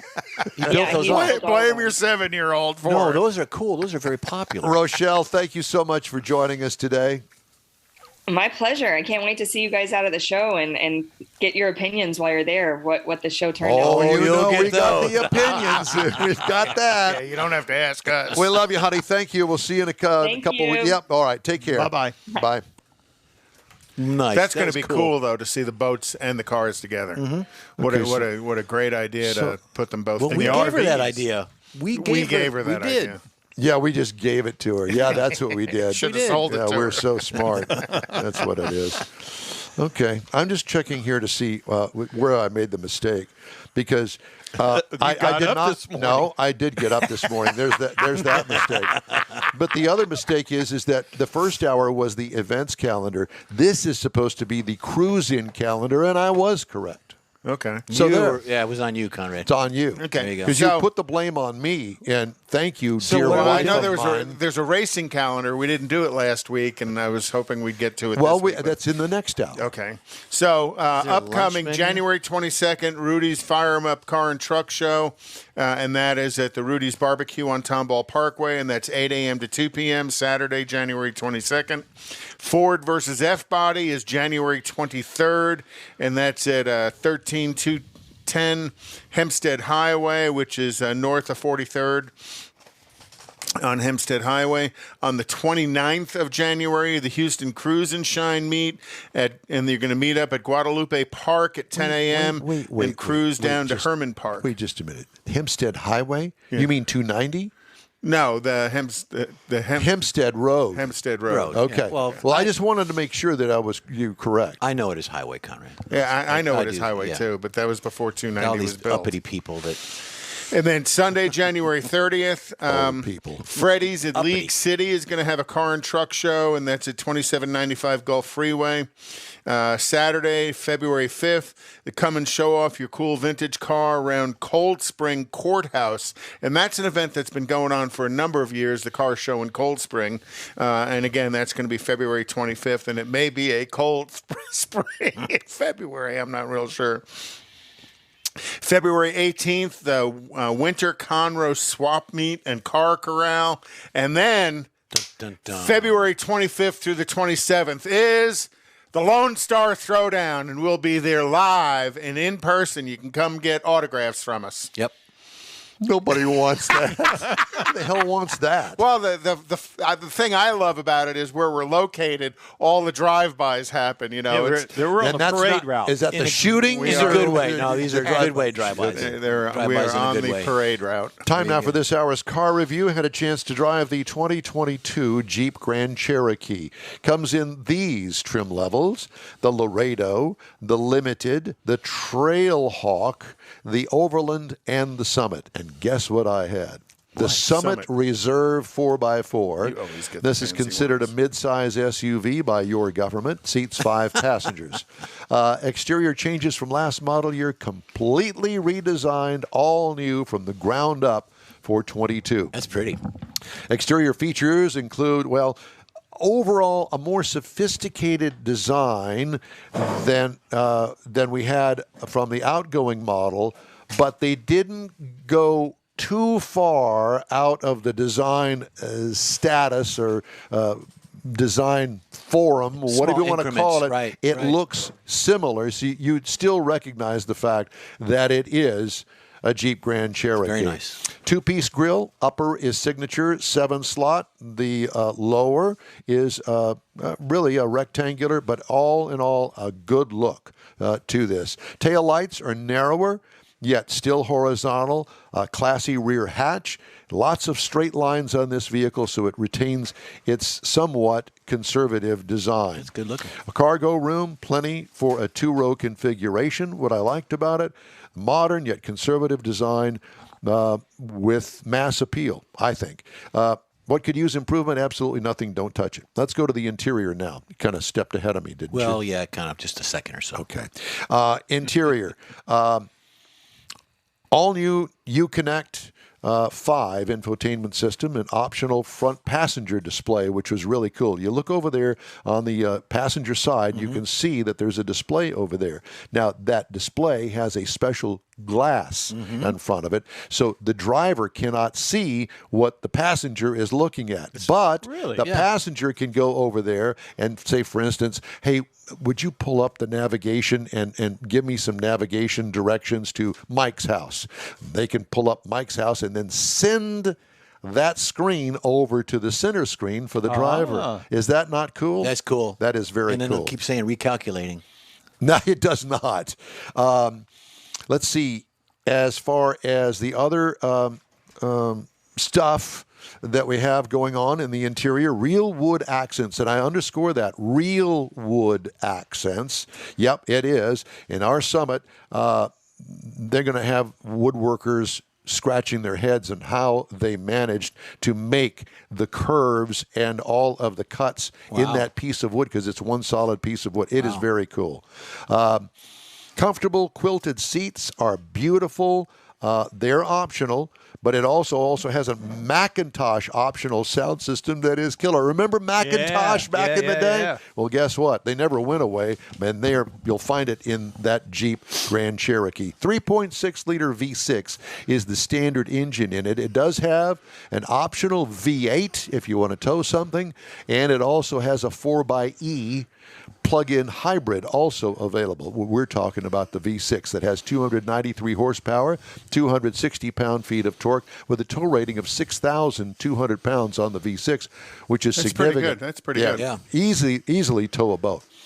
City, it gets 19 miles per gallon on the Highway 26 for a combined of 22. I guess I must have been a little lead-footed because I only got 19.7 miles per gallon all right. over 369.2 miles. Driving like Mars. Yeah, I was thinking the same thing. Hey, I'm right here. I must have been. Yeah, with it nailed to the floor all the time. No, not like That's Mars. not your style. What I liked, the V6 actually feels like a V8. It's nice, especially with that 8-speed automatic transmission.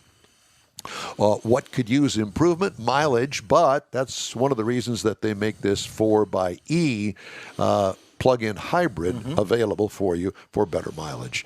Ride and handling, loved the air ride suspension. It's the only way to go. But, it's not just the air ride, it's the dampers that go along with it. Right. And those dampers adjust themselves in microseconds. So it is really tremendous the way that thing, oh yeah, it's awesome. Base trim price Here we go. is $59,365. Now remember, I had the top of the line, top of the heap. Price is tested $67,795. That's really not that bad. Yeah. Not for all that. From a base to the top Like tier 10 grand vehicle. more. No, base trim.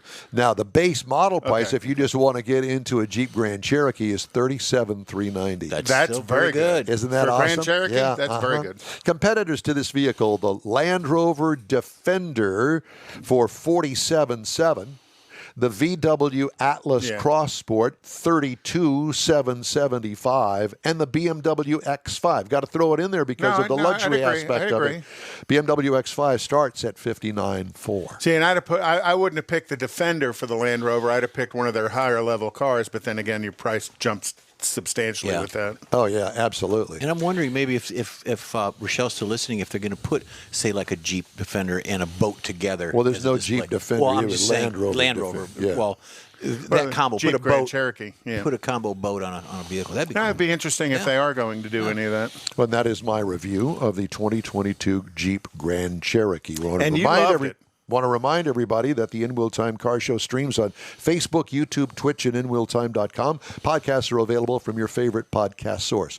In Wheel Time Car Show continues right after these brief messages.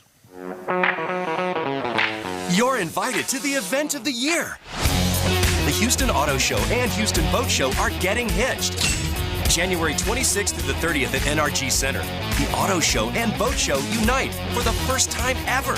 Take a test drive. Board your dream boat. Check out the latest and greatest models. One ticket gets you into 2 great events. The Houston Auto and Boat Show. January 26th through 30th at NRG Center. Tickets at Ticketmaster.com.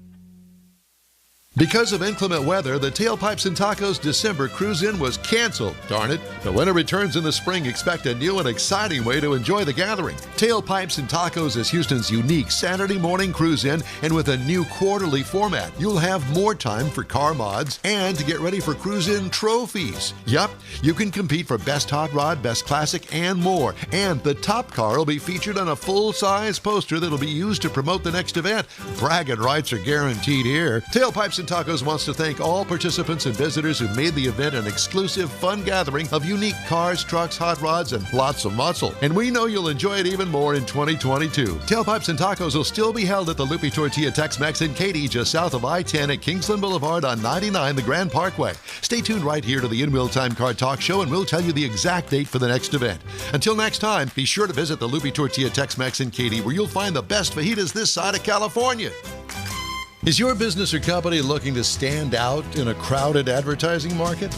Looking to reach the real auto enthusiast? Well, you found it.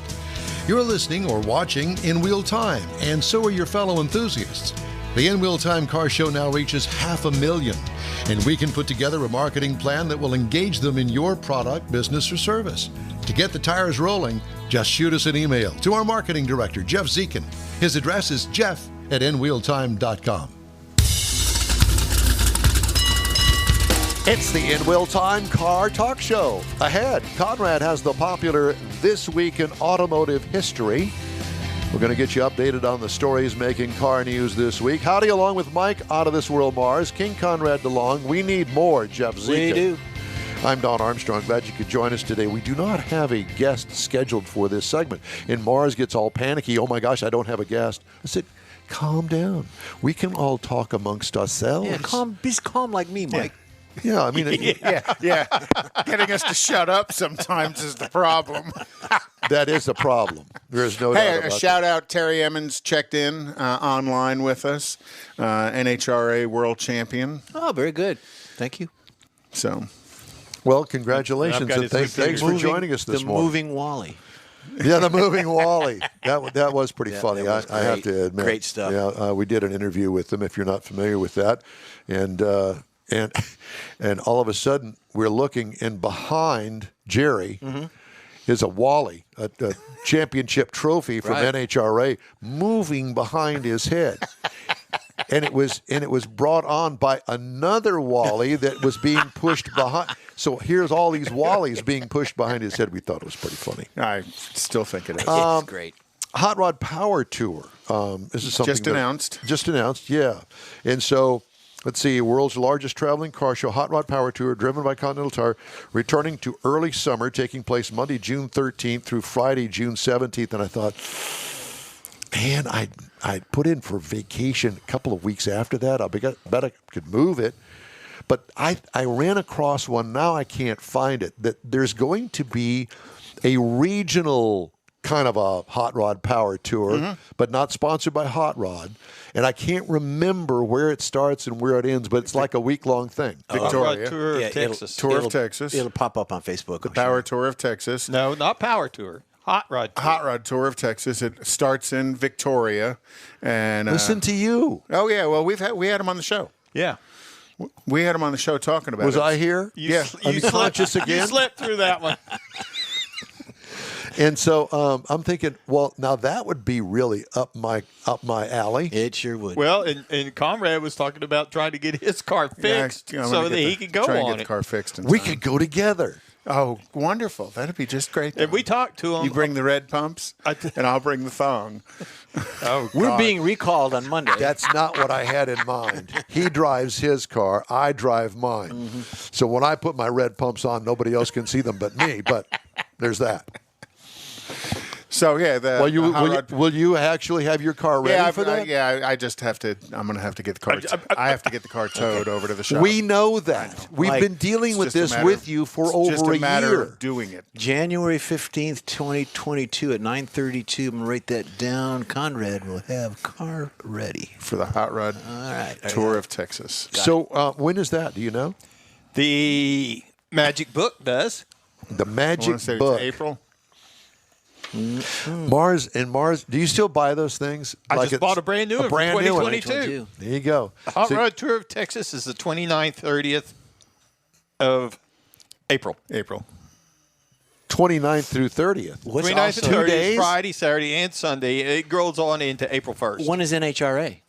The weekend before. Okay. April. When is NHRA? The week before? Week before. Our broadcast will be on the 23rd. So we don't have anything on that following weekend. So in other words, Conrad and I could do this thing, and you leave you two to fill the time here on the In-Wheel Time Car Show. Yeah, because I talked to Bobby about, how could we figure out a way. Who's Bobby? Bobby Sparkman. He's the guy the one who's in charge. Yeah, and about us trying to do a remote, but we can't even get this show on the air. But then we'd have an excuse. But anyway, the problem is because of the way they're scheduled to go to the racetracks, and there's a big drive-in movie going on. I think it's Friday night that we got invited to, and I mean, there's lots of stuff. It'd be a blast to go, but because they start moving out so early the next morning, everybody'd be gone. We'd be sitting there twiddling our thumbs, kind of like it is today. But we could wave at them as they go by. Have they decided the movie? I don't know. I know Don would vote for Hollywood Nights. Yeah, probably. Turk, there you go. Turk. Tyke, I'm hot. I'm bothered already. Come on, Tyke. I'm ready. Boy. Let's go. I pulled that string. I should have pulled that string. Conrad, you knucklehead. April the 29th, Hot Rod, Texas. Okay, I'm writing that down so I don't forget. Of course, watch me put this piece of paper in with all these other ones. Throw it out. Be gone. Hot Rod, Texas. Okay. Do they have a website or a Facebook page or something? Facebook page. They're linked on the Facebook page. I'll put a fresh of link. Texas. Hot Rod Tour of Texas. Not Power Tour. I got that. I got it. Well, I was talking to Conrad, though. Oh, I don't know why. Nobody else is. I know. And he did. Yeah. Okay. So Hot Rod Power Tour. Okay, so anyway, back to the real Hot Rod Power Tour, which is Motor Trend, Hot Rod Magazine. Yeah, there'll be thousands of cars on that. Yeah, thousands. 6,000 vehicles. Whoa. So when the first car leaves, you could still be in bed by a couple of hours and then get up and join the back of the line. We still could do the show and interview them as they go by. Ultimately, the tour is followed by. Remember what was the cartoon used to end with the little guy pushing the broom and cleaning up behind. There are Ant and the Aardvark. Well, there are repair vehicles that follow the Chase Power vehicles, Tour. To go around in case your like vehicle behind the didn't make it. Clydesdales when the parade. Well, there's also the Hot Rod Drag Week. Now, I'm not going to go and tear my car up on a drag strip. Different kind of drag. Yeah. Well, there's that kind of drag. Mm-hmm. That's going to be in the fall, September 18th through September 23rd. Wow.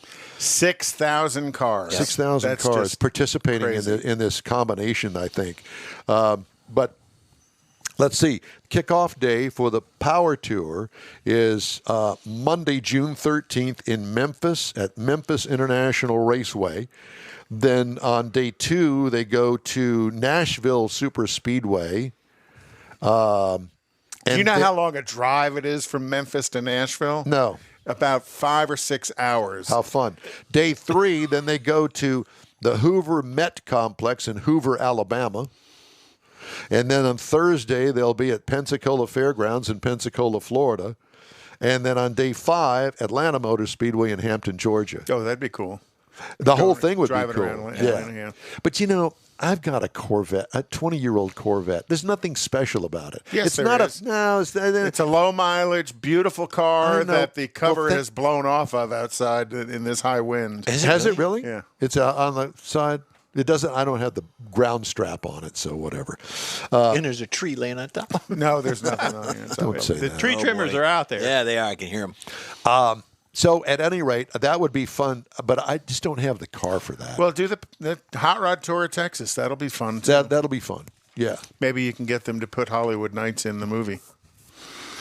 In the movie? Yeah, well, they're at the having drive-in as the theater. movie. The drive-in theater. Yeah. They actually put a poll out for what movie would you like Lawrence. I could quote parts of the movie. know. Well, you could be on stage. That's the problem. What is that movie that know, the people get up on the yeah. stage and they Rocky Horror Picture? Yeah, it'd be That's just it. like Throwing Rocky Horror toast. Oh, hey. I used to go to Rocky Horror Pictures. Yeah, I Keeping can't. up. Why don't I not? Yeah. I made my wife watch that once. She hadn't got over it yet. What was that? Mystery Science So much Theater better with 3000? hallucinogens. I think that we should do that. There's a to live some version of it in Houston. So, I know. We should do that with an old B-rated car movie of some sort. Reefer Madness. Would we be participating in that, or would What we was just be commenting on that? Harold and Kumar. I've said enough. So, I think that we really should start doing more of these kinds of I don't know. these kinds of segments at least once a show, because they're just as fun as getting serious about racing or They car are shows. Oh, yeah. But see, when I do the reviews from my end of it, I learn off of that, and I learn from what you guys do. So it's And we good for me. learn from what you give us. Oh, okay. I mean, you're the tire aficionado, and we've not had yeah. we've not actually had a tire Good tire segment. show on. Well, we need to. just wait for my Getting review. a little 'cause tired. There's a little tired. Well, you know what? Back, you're talking about that in this wintertime, and kids tobogganing and sledding and snowmobiling. Right here in Houston. Well, in other parts of the country. But my dad used to put us in a big tire and roll us down the hill in the summertime. And you know what? Those were good years. Oh, gosh. Another one that you had to really go a long ways to get that. Somebody laughed at that. We I just did. haven't figured out who. Oh, maybe somebody like George Skelton. Yeah, George, or- comment if you like Yeah, that one, please. So Chevrolet released the new Silverado EV. Not released yes. it, but they gave their first viewing of it at the Consumer Now, Electronics But you Show. say they released it. They showed it. They showed it. I mean, because I they was haven't corrected. released it in to public. Yeah. You can buy it. So No. the first time they showed it was at the Consumer Electronics Show, and they say it's going to match the performance of the conventional pickup. It's going to have a 400-mile range because it's got a new type of that Ultium battery pack that's in it, and it's set to go into production early next year. It'll be GM's second battery-powered truck, and the leading edge of 30 vehicles to be released by 2025 that will be all electric. Didn't by Buzz say General he Motors. put a deposit on that? Or is that a Yes. different one? No, did? he said he put a deposit Buzz on it. Tiberius. You know, GM's first electric truck is going to be the GMC Hummer EV, which just recently went on sale last year for $112,000, Wow. which is their top tier. They're going to have 3 tiers of the vehicle. Who's going to sell it?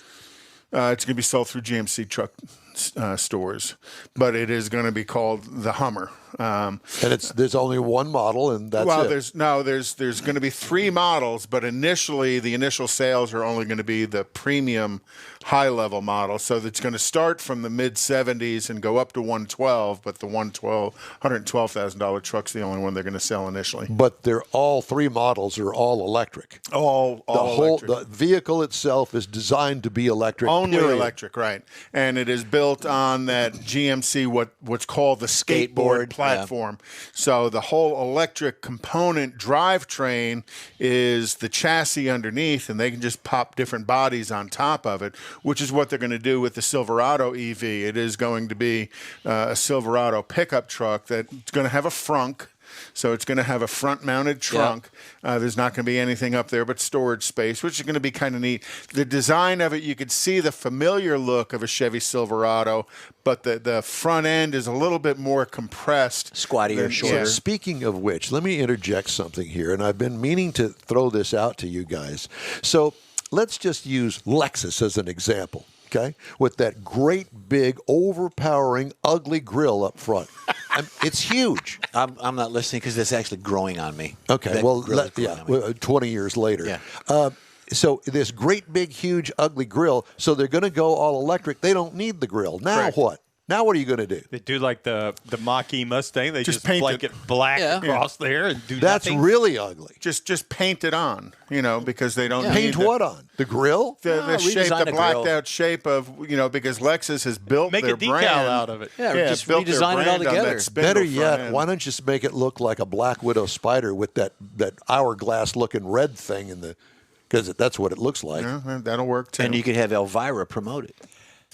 Oh my gosh. Elvira, dating yourself. But we're talking about electric trucks.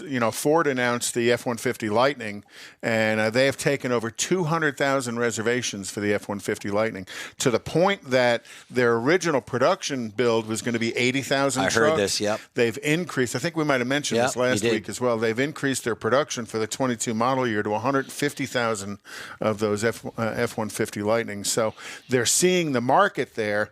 Tesla has 400,000 deposits on the Cybertruck. Now, I'm not real sure that's a pretty truck. It's not, but they just pushed back its Delivery date. production to 2023. It was supposed to be this year. And there are 10 more battery-powered electric trucks on the way, Rivian being one. What was the Bollinger? Bollinger's They're out pushed of- back. They're out of Bollinger- business. Bollinger just announced they're out of business? I think so. Well, they just announced they are not going to do a retail vehicle. They are only going to do fleet vehicles. So that may be the way to What they go push out back of on, business. yeah. I'm not real sure. There'll be 2 versions of the Silverado EV. There will be a WT, a work truck, probably painted white. And 7 years from now, the paint's going to peel off of it. I'm not...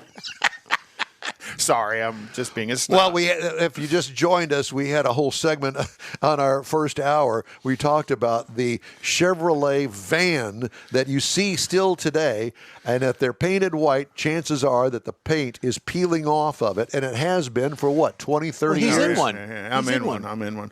And so they're going to sell that work truck at a substantially reduced price, and it's going to have the less performing powertrain underneath it. And then they're going to have the RST, which currently on the Silverado, I think RST is one of their upper level vehicles. And the RST is going to be the initial sale of the Silverado EV. The RST is going to be able to haul up to 10,000 pounds, tow up to 10,000 pounds, and haul 1,300 pounds on the vehicle. It's going to have a 200 kilowatt hour battery. They're Wow. saying... I don't know what that means. What does that? A 200 kilowatt battery? They're saying 400 mile range. But seriously, So- do you? I mean, Buzz could tell us, and I will do a segment on it. I will do a segment I mean, on that next what's week. the easy translation? How much power, horsepower? Horsepower. I mean, how much power is 6.2 available? liter, Yeah. Yeah. No, 2.8. but I want to know about the capacity of the How long is the battery going to last? 400 miles. 400 Well, miles. they say 400 miles, but that depends on how that's you a work it. Current correlation between the kilowatt. Yep. Right. Right. I don't know kilowatts to hours. Really? I thought kilowatt was the little guy that worked for. That's ready Ready. kilowatt. Ready kilowatt. Well, this is ready to go 400 miles. Okay. So they say, as long as you don't take it over 5 miles an hour. Right. And they're also saying using the publicly available quick chargers, the Silverado EV, you'll be able to add 100 miles of range to it in as little as 10 minutes. Are those the quick chargers that have In 10 minutes, my truck, in 10 minutes, I could have 500 miles of range in it. and those are the chargers, the quick chargers that have the diesel generator on the back? Yes, attached to the back of it. And it's going to start at $105,000. Chump change. You mentioned the Tesla truck. I like that are you design. through using my computer to hold up your paper? Oh, yes. Are you still using your computer? Well, I was till you turned them off. Okay. Oh, here. It's being recalled. He's trying to fix our speed problem. Oh, boy. We have a speed problem? Oh, they evidently not that then. They Not do. now. We're good here. Mike, I've been green here. He's been green for quite a Yeah. while. So the Chevy EV, there's all kinds of others that are coming out. Toyota made their announcement on their electric vehicles, and I'm not real sure Toyota is going to be as electric as everybody wants them to be. No, and Honda has already said, we're not going to pull jump into back. this? Yeah, just yet. We're going to kind of sit back. Matter of fact, Stellantis has announced an EV on their. You on mentioned their Ram Toyota. truck. May I butt in here? Sure. Okay, because Toyota has added a new top-end trim for its redesigned 2022 Tundra full-size pickup in an attempt to jump into the luxe truck market that had previously eluded it because they chose not to join it. Well, the 1794. That didn't quite get there. No.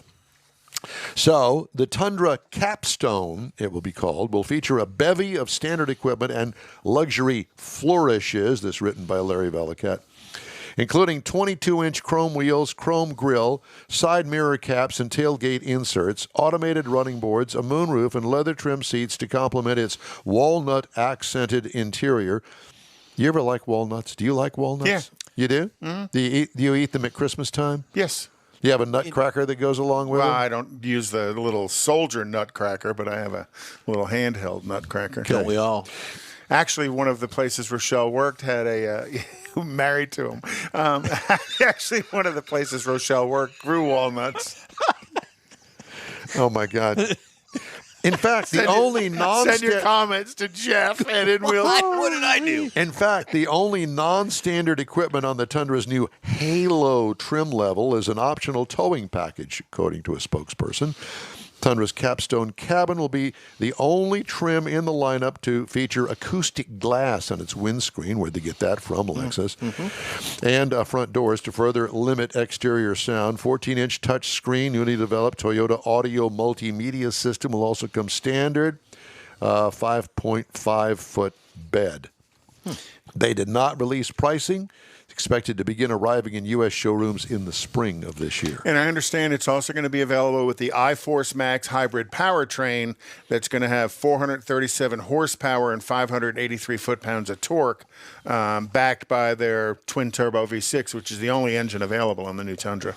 It needs to be because that gas-guzzling V8 that they've had for decades was a boat anchor. Yeah. Isn't Honda and Toyota doing some of the research and the R&D from these open wheel Indy cars with the electric motors that they've got the 2 cars per race? The hybrids, yeah. The hybrids. Isn't that technology Well, Honda's actually from doing a little bit. Honda more so on the F1 side of things because they learned a lot in Formula with 1. the hybrid there. On the hybrid. Toyota's learning a lot about the hybrids in the Le Mans World Endurance Championship because they use a similar kind of a hybrid powertrain. Gotcha. Which they say may be in the future of NASCAR is this hybrid powertrain. Oh, God help us. NASCAR is going to be such a mess. NASCAR is going to be such a mess this year. Yeah. Because they're going to the new design or vehicle. Yeah, the new car is going to have, it's not going to have 5 lugs on it anymore. It's going to have 1 wheel lock on it. I like the wheels. Totally knockoffs. Yeah. Well, pretty much. Totally different suspension setups in them. They've been running at Daytona in small packs. And Dale Earnhardt Jr. has been testing. Right. Yeah. Well, they're testing because it's be interesting. I don't know that he's coming back, but he's gonna do a race or two in Xfinity. Right. But he's not going to do the big Cup race. And I'm wondering why. You know, he's got stay fresh. Well, but I read an interview that somebody had with him. Yes, I know. And he said, you know what? I had my time. It was fun, but I went out there pretty much and risked my life every weekend, and that was the main thing. He says, look, I don't need to do, and he doesn't. He doesn't need to do that. Yeah, and when you drive hurt in NASCAR, you're hurt. And he never had, my opinion, the catastrophic wrecks some other people did. I remember that Michael, you know of because he did admit that he did drive with concussions. Oh yeah. Well, that's kind of a given. But I remember Michael Waltrip on one of the short tracks hit like the corner of a gate and ripped the whole front of the car off, and you could see his legs out there, and he walked away from it. Yeah. So but other people, Rowdy Bush, he broke Kyle leg, Busch, he got real tore up at Daytona one year. Yeah. So I'm sure that's a big reason why Earnhardt's not wanting to race the big races. Comment. You got a comment? Hi, Suze. Everybody says hello. They see your little head pop up there. Yeah. She was just feeling a little insecure. She had to get a little rub. Get a little love. Yeah. Yep. All right. So can I do the real headlines now? Sure. Do you have something else? Well, I always have something else, but go ahead. You all that you do. I come prepared, Don. I have two pages of headline news, and you touch most of them. So the number of touch me. Don't touch me there. The number of used vehicles sold in the U.S. in 2021 hit an all-time record, according to Cox Automotive, bolstered by a robust spring selling season that analysts say may not be easily repeated. Cox Automotive estimated the overall used vehicle sales for 2021 were 40.9 million, an increase of about 10% compared to 2020. Of those, an estimated 22.2 million were retail sales, vehicles sold to consumers by dealerships and other retailers such as Carvana. That also was an all-time record, Cox said, and reflected an increase of nearly 13% year over year. But I keep hearing and keep reading that this whole used car thing is going to collapse as far as, these outrageous prices and crazy stuff. I had somebody tell me the other day about a 3-year-old car that they had, a truck, and that truck, they were offered as much money for that truck as a brand new one. Here, take the new one. We want your used one. Wow. Yeah, I've seen several people talk about that in some of the truck forums. Yeah. 1 or 2 years old, they're depending on how it's optioned. But some places they are giving them sticker for them from when they bought them new. Yep. The crazy thing is when the market turns, Lord help the guy who's got 200 of those in his inventory. Yeah.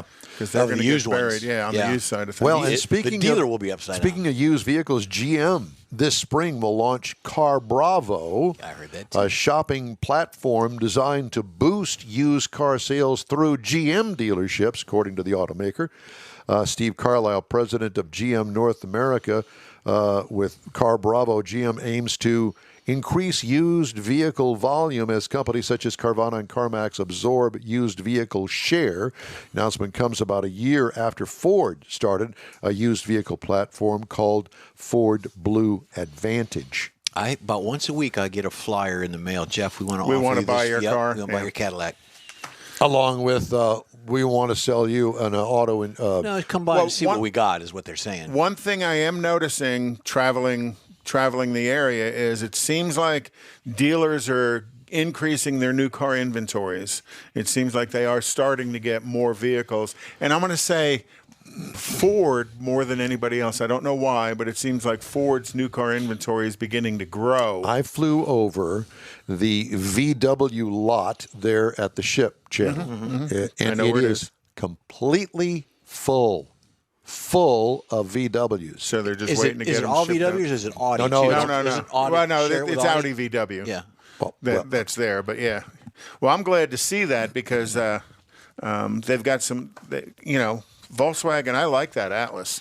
I think that's a cool vehicle. And then the Atlas Sport with the tilt-back glass, good-looking truck. And the commercials for the Hyundai are good-looking vehicles, too. Compact Ford Maverick was named the 2022 North American Truck of the Year, while the Bronco was named Utility Vehicle of the Year, and the Honda Civic took Car of the Year honors. It's the second straight year Ford has earned 2 of the 3 NACTOY, which stands for North American Car and Truck of the Year awards, and marks the 3rd win for the Civic since the awards were introduced in 1994.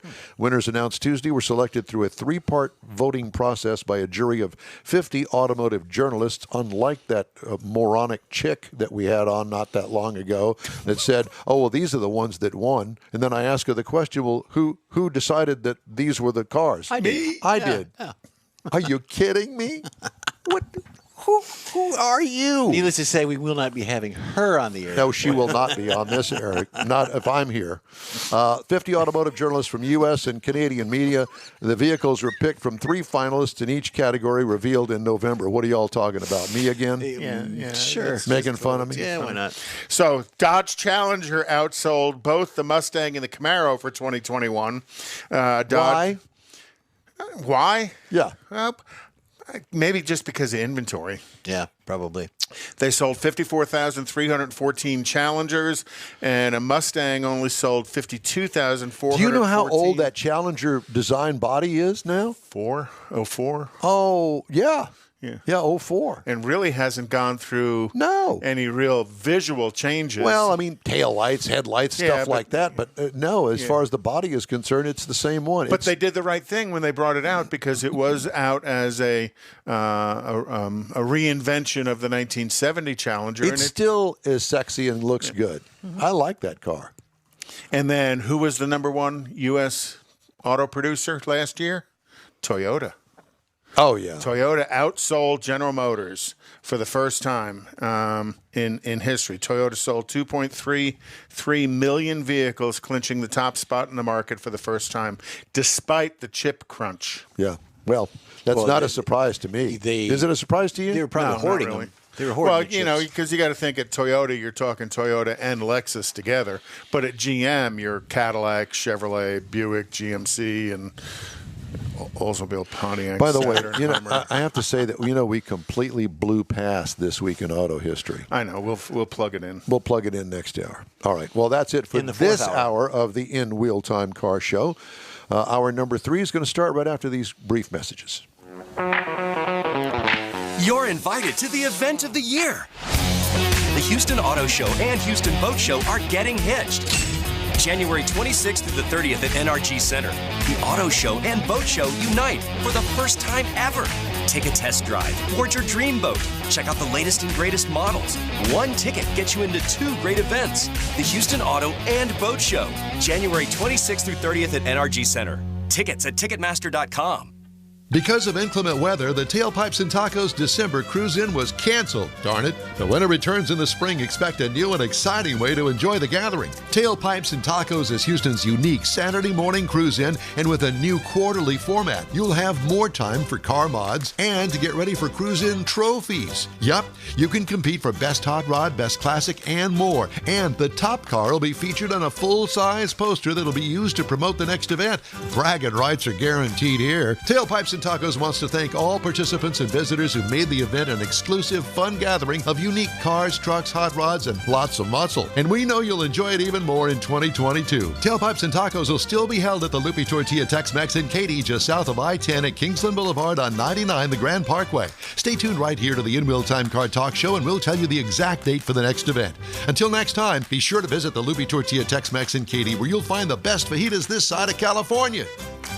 Is your business or company looking to stand out in a crowded advertising market? Looking to reach the real auto enthusiast? Well, you found it. You're listening or watching In Wheel Time, and so are your fellow enthusiasts. The In Wheel Time Car Show now reaches 500,000, and we can put together a marketing plan that will engage them in your product, business, or service. To get the tires rolling, just shoot us an email to our marketing director, Jeff Zekin. His address is jeff@inwheeltime.com. Yes, it is the In Wheel Time Car Talk Show. Just ahead, we get the real story on what's going on with the car industry and why automakers are having problems assembling cars. What? We need more. Jeff gets back on track with our pre-owned car of the week, the 2019 Chevy Blazer RS. You're looking for a used vehicle? This may be the one. I am, and that's why I did it. Later, Conrad has the car clinic and This Week in Auto History. And we'll also have stories making automotive news headlines this week. That and more just ahead on this edition of the In Wheel Time Car Talk Show. Howdy, along with Mike out of this world, Mars, King Conrad DeLong. We need more of this guy, Jeff Zekin.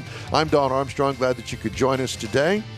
And what is it? Did I miss something? No, he got somebody. His online. medicine's kicking in over there. What did you have some? He's connected. Are we connected? Finally. All right. But it was a long ways over there. It is a long ways over there. Louis Black, CEO of Almonte Industries, one of the suppliers to the auto industry, joins us now. Louis, it's good to hear from you, see you, and all of that good stuff. And thanks for joining us today. Hello, great to be with you today. Well, where are we speaking to you from? I am from sunny Spain. Sunny Spain. Is it sunny over there? It is sunny and fairly locked down. Locked down. Yeah. So we get to enjoy the weather. They're still allowing us to do that. But you can't go outside to do it. You can. We have a window. Just don't open it. So, No, I mean- Lewis, we had Lewis on several months ago, We did. and we found him extremely interesting and very well connected with the auto industry, and gives us an insider view, actually, about what's going on with the auto industry without being actually employee of the auto industry itself. He is a supplier to the auto industry. And tell us what Almonte Industries does, what they do. We're the largest producers of tungsten outside of China. So China is the dominant player with 83%. But we produce, all of our material goes into the US, and it's used through aerospace, automotive, defense, medical, and now batteries and semiconductors. So we're pretty broadly used across many sectors, many technology and industrial sectors. So are you still able to supply tungsten to all of the people that buy your product? No, we can't even get close. The demand is very strong. Automotive is problematic because of the semiconductors, which continues to be a big problem. And so we've seen a decline in the consumption of tungsten by automotive, not because there's not demand for the vehicles, they just can't produce them. So there is a significant bottleneck there, and it doesn't look like it's going to clear anytime soon. And where in the automotive side of things do they use tungsten? Well, if you're making an EV, you're using it now in the new generation of batteries, in the anodes. It's sort of replacing cobalt, so you can use more nickels, you get a longer extended range. I mean, Mercedes just announced their new vehicle, which is going to do over 1,000 kilometers on one charge. And these are the new sort of batteries that are coming out of South Korea. And in automotive, you use it throughout the engine, in the catalyst converter, within the actual wear parts, as well as the fact that you need, for both EVs and normal vehicles, inserts to actually produce the cars. All the sort of rivet holes, all the drilling that you do, you need tungsten to produce that. So it's used, and it's used liberally, also extensively in gear systems. So it's used greatly in both new generation vehicles and traditional vehicles. So where do you get the tungsten? I mean, you're in Spain, and you say that China is the 81% aspect of this. Where does it come from? Well, I mean, predominantly we produce in Portugal, Spain, and South Korea. We're just opening up South Korea. The rest of tungsten is found in smaller artisanal mines in Africa, Mongolia, South America. So it is a very difficult metal to mine, and unfortunately, most of the technical knowledge in how to do it disappeared in the 80s when China first arrived into the market with vast amounts of tungsten, which of course drove prices to such a level that pretty much every mine except one that Sandvik owns in Austria and our mine in Portugal went out of business. So everyone else went out of business back in the 80s. And that being intentional on China's part to dominate the market? I think it was a question of buying market share. I think it was probably the pendulum swung a bit too far. I don't think they expected prices to go as low as they did, and they didn't expect, well, everyone went out of business. So I think it was buying market share and a wholesale destruction of the competitors. Forgive my ignorance, but what does tungsten look like? Well, traditionally, it's called black gold. It has the same density as gold, and it's black and it's shiny. And it's very brittle. If you drop it, it shatters into 1,000 pieces. But you can put it on a wear part, and that alloy will perform far better. So it's one of those unusual metals that are irreplaceable, but it's in every part of your life. It's in everything around you. But I would say this, I find it very beautiful to look at. And you looks like money, right? You mine this thing in mines, and I assume that there are veins of tungsten that you find. Yes, they're either contained in skarns or in quartz veins. So we have both hard rock underground mines and open pit mines. So you find it in both forms, but predominantly you find veins of it. Yes. And then when you deliver this to the people that buy it from you, in what form do you deliver it? In concentrate. So we concentrate it as it comes out the ground. In the ground, it's running. Our average grade is about 0.3% grade, and we'll upgrade it to around 68 to 70%, and then that goes to our customers who are vertical. So they go all the way through to the finished product, which then goes to the car manufacturers or the Apples, the IBMs. So ultimately, they require us to concentrate it to that level before they can start to downstream. And is it in a powder form? It's in a granular form. Granular. You can make it very fine, but then it dissipates because it's very brittle. Sure. So traditionally, it's in a granular form. So typically when an industry, whatever that industry, uses tungsten, it's mixed in with another product. They sinter it. Yeah. Right. You can't smelt it because the melting temperature is too high. It's slightly less than the temperature of the sun. So they sinter it into alloys. Okay. So that's the only And way that's- you can and use that's- tungsten. But it also makes it very good for recycling on that basis. So And- apart from electronics, if you use it in EVs or electronic uses, you can't recycle. But if you use it in wear parts such as or inserts, you can recycle it. It is a Okay. good product to be recycled. Interesting. I find it interesting. I mean, I've always heard of tungsten steel. Right. Aren't they used in filaments and light bulbs, or used to be? Yes, incandescent light bulbs. Obviously a few years ago, it was decided politically that the light bulb was responsible for every sin that had come into our life. And then it switched over to Trump. Because it's dangerous. That's right. Very dangerous instrument, the light bulb. I mean, all that glass and heat. I mean, you can cause yourself a very serious injury on them. I know tungsten back when I was in the oil field with industry. an LED, which is full of polymers and toxic gases. So it made complete sense. And the light, for me, it was never really the same. But fortunately, there wasn't a great deal of tungsten used. I mean, I think it was less than 1% of all tungsten consumed was in light bulbs. Are you originally from Great Britain? I'm originally from the United Kingdom. Yes. Okay. So, are you familiar with a show called Cuckoo? To be honest, no, and probably because with that name, I wouldn't think to look at it. Okay, well, I mean, the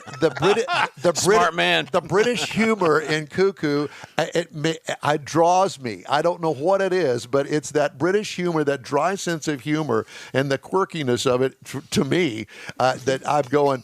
That's me. I got it. I'm there. Understand that. Yeah. You have to remember, we live on a damp rock in the middle of a cold sea, and the weather is not exactly terribly good. That's why he's in Spain right now. On this basis, the sense of humor is what sustains you. You have to have it. I mean, it's kind of built in. Getting back to the tungsten, back when I was in the oil field, they used to have jet what they called a rock bit that drilled for oil and gas through a tungsten orifice that they would have in different dimensions, and they would use that for propelling a fluid, a water or a mud through those jets. And that's how I know tungsten. No, it's still extensively used in oil and gas drilling. Yes. Extensively. And all mining, we consume a lot of tungsten in all of our drilling underground. And is that because the tungsten is harder than what they're drilling in, so it doesn't tungsten wear? Is very durable. It doesn't it protects wear. the alloy. Okay. Yep. It protects the actual part that you're trying not to wear. So it's a fantastic shield against wear. Okay. And you talked about tungsten being used in a small amount in light bulb filaments. How is it as an electrical conductor? Oh, it's fantastic. I mean, when you want to make a semiconductor, you have to pump into every semiconductor a tungsten hexafluoride gas, which essentially coats the inside of every semiconductor with a sort of nano-size coating of tungsten, because it's very good for conductivity, but it's even better at dispersing heat. Because these semiconductors run at such temperatures, you don't want that heat, and so that's 40% of all this gas produced is consumed in South Korea, because South Korea is the largest consumer per capita of the world of tungsten because of batteries and of course semiconductors. Is it dangerous? No, it's completely inert, but I probably wouldn't recommend eating it on a regular basis. Handling. Kind of stops you up like bananas. Breathing it, handling it. No, it's completely inert. Okay. There's no arsenic. There's nothing toxic in it. It's just dense. That's why eating it is not a great idea. Yeah. Because it gives you nano gas. Pass through the system. It'll take a while to get through the system, but it will survive. And the mine that you're talking about in Portugal, how long has that mine been in existence? That mine has been around for 126 years. Oh my gosh! And they're still drawing tungsten out of it today. They're still mining it. And that hole, the hole that they opened up over there in Portugal, it now goes all the way through the center of the earth to the China. other side. Yeah, to China. We have 12,000 kilometers of tunnels. Oh my! Holy cow! and the tunneling is just chasing the vein. Essentially following the veins, but it, of course, it's now so extensive. I mean, we obviously don't travel the 12,000 kilometers, but historically, the mine has a fantastic history. It's seen, obviously, it's used extensively in munitions for defense, and it was, very front and center during the last two great wars in Europe. I use the word great, cautiously, but ultimately, it's seen fantastic historical moments. We have pictures because Portugal was neutral in the Second World War, and it was British owned, but it was supplying the Nazis with tungsten for their war effort. And we have pictures of German SS guys coming to inspect the mine. But what they would then do, the British owners, they would then go to the casino in Estoril, which is where all the spies met, because you could monitor the shipping coming down through the North Atlantic. And they would tell the Brits when the boat was leaving with the tungsten, there would be a submarine would sink it. They would then recover it because, of course, water makes no difference. And then they sell it back to the Nazis. So it was a nice business they had going. Oh my God, this story. A little time consuming, but yeah, it worked. Sorry about that. The process is what he was talking about. Jeff did the math on, because we live in the United States, so we go on miles, not kilometers. But Jeff's math says it's about 7,400 plus miles of tunnels that you guys have been mining tungsten out of. Yep. That's just crazy. That's correct. If I had 50 cents for every math test that I've failed, I'd have $7.32. Sorry, we wander. Yeah, off. we do. Squirrel. And you said that the tungsten was also being mined, not just Mongolia, but also in a couple of places in Africa. Now, those mines have since closed up because of the Chinese. No, they're artisanal, what we call artisanal. So essentially, they're very sort of localized. It's a few guys collecting, and then they take them to a collection center. So it's not organized mining. It's essentially hand picking. Okay. And so we wouldn't consider that to be a reliable source. It's a question when the prices are up, the locals go and collect and then take it to certain trading collection areas. And the volume is very low then. The volume is very small, yes. But it all adds up. It does all add up. And you said that the tungsten is near quartz or in a quartz state? Is that what you? In some deposits, yes. Others, it'll be in a skarn. Do you find other materials or other alloys or minerals that while you're digging? We find copper, we find tin, we find molybdenum. So we do find other elements that we recover as a byproduct. And do you also sell those byproducts out? Yes. Okay. Oh yeah, absolutely. Oh, yeah. Because essentially, they're free. Yeah. I'm going to tell our customers that. So I know nothing about the mining industry, but I assume with the pandemic that's global that you have problems hiring help to mine this stuff, is like every other business? Yeah, no, it's been a disaster. I mean, right now, I'm just recovering from COVID. It was a gift from my ex-wife at Christmas. I would have preferred socks, but she thought COVID was more appropriate. So that was nice. What else did she give you? That's great. That was it, really. It was just the COVID. I mean, I didn't even get a card, to be honest. But I did from the doctor saying I was over it. But apart from that was it. It's COVID and some penicillin. Well, yes. I mean, that's when I was younger.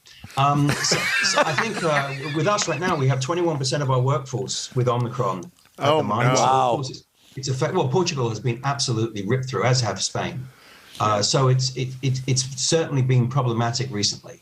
Alpha and Delta variants were much more manageable, but this is so infectious. The good news is it appears as most of our guys, if not all of them, are vaccinated. It wasn't something the company, I as the CEO or the company insisted upon. Everyone understands, the ups and the downs of vaccinations. You take your choice. But it appears as if the vaccination has certainly meant that the workers are going to get through this. Does the government mandate vaccinations over there, like here? Well, you have to understand about the EU is that they're far more discreet than, say, the United States. There is a mandate, that's just not called a mandate. So it's basically saying that if you don't have your booster, for instance, you can't go to a restaurant or a cinema or a theater or a swimming pool or soon to be a supermarket without a COVID passport. So that sort of says no vaccine, no access. And now they've just announced that if you don't get a booster, when they told you before you were vaccinated with 2 shots, now they're going to say that you're no longer vaccinated unless you get a 3rd shot. Well, they didn't call it a mandate, but it is a But it is in effect a mandate. Yeah. And the only people who have immunity are the drug companies. Yes. Well, I mean, one wouldn't like to think you could sue somebody if this thing goes wrong. I mean, it would be terrible. Imagine all of us taking it and something horrible happens. It would be terrible for we start growing a 3rd eye or something. Well, I mean, I'm sure the pharmaceutical companies would explain that would be a good thing. Or something. It depends where it grows, I suppose. So what do you see? Clothing manufacturers would love that because they can redo and redesign everything. Change the style of that. Well, imagine if you had it in the back of your head, you could go as fast in reverse as you could forward in your car. Put it on my carrots. So what do you see the future of tungsten to be? Well, it's irreplaceable. It's not, you can't substitute it, but it's declining. I mean, we're not going to have it forever. And, traditionally it's always been an industrial metal, but it's now transitioned into a technology metal where it's used across all of the new green technologies. Right. So demand continues to increase, but certainly China is still the dominant player here. So let me ask you something again about your workforce. So I'm in my mind, mining, they're wearing some sort of mask or oxygen thing or something, so they don't necessarily have to deal with the COVID mask. Is that correct? Well, I mean, we use either the more industrial masks with the filters or the N95s if the worker is working, say, for instance, in a cab of one of the underground equipments. And they wear their eye protection and their helmets, so there's always been that level. And I think that's what sustained us through Alpha and Delta. But this new variant, obviously, they're getting it at home, so there's nothing we can do about it. Do you ever get down in the mine yourself? Absolutely. No, it's the only place where you can get some peace and quiet. It's very nice. I mean, I think it's an obsession for all of us.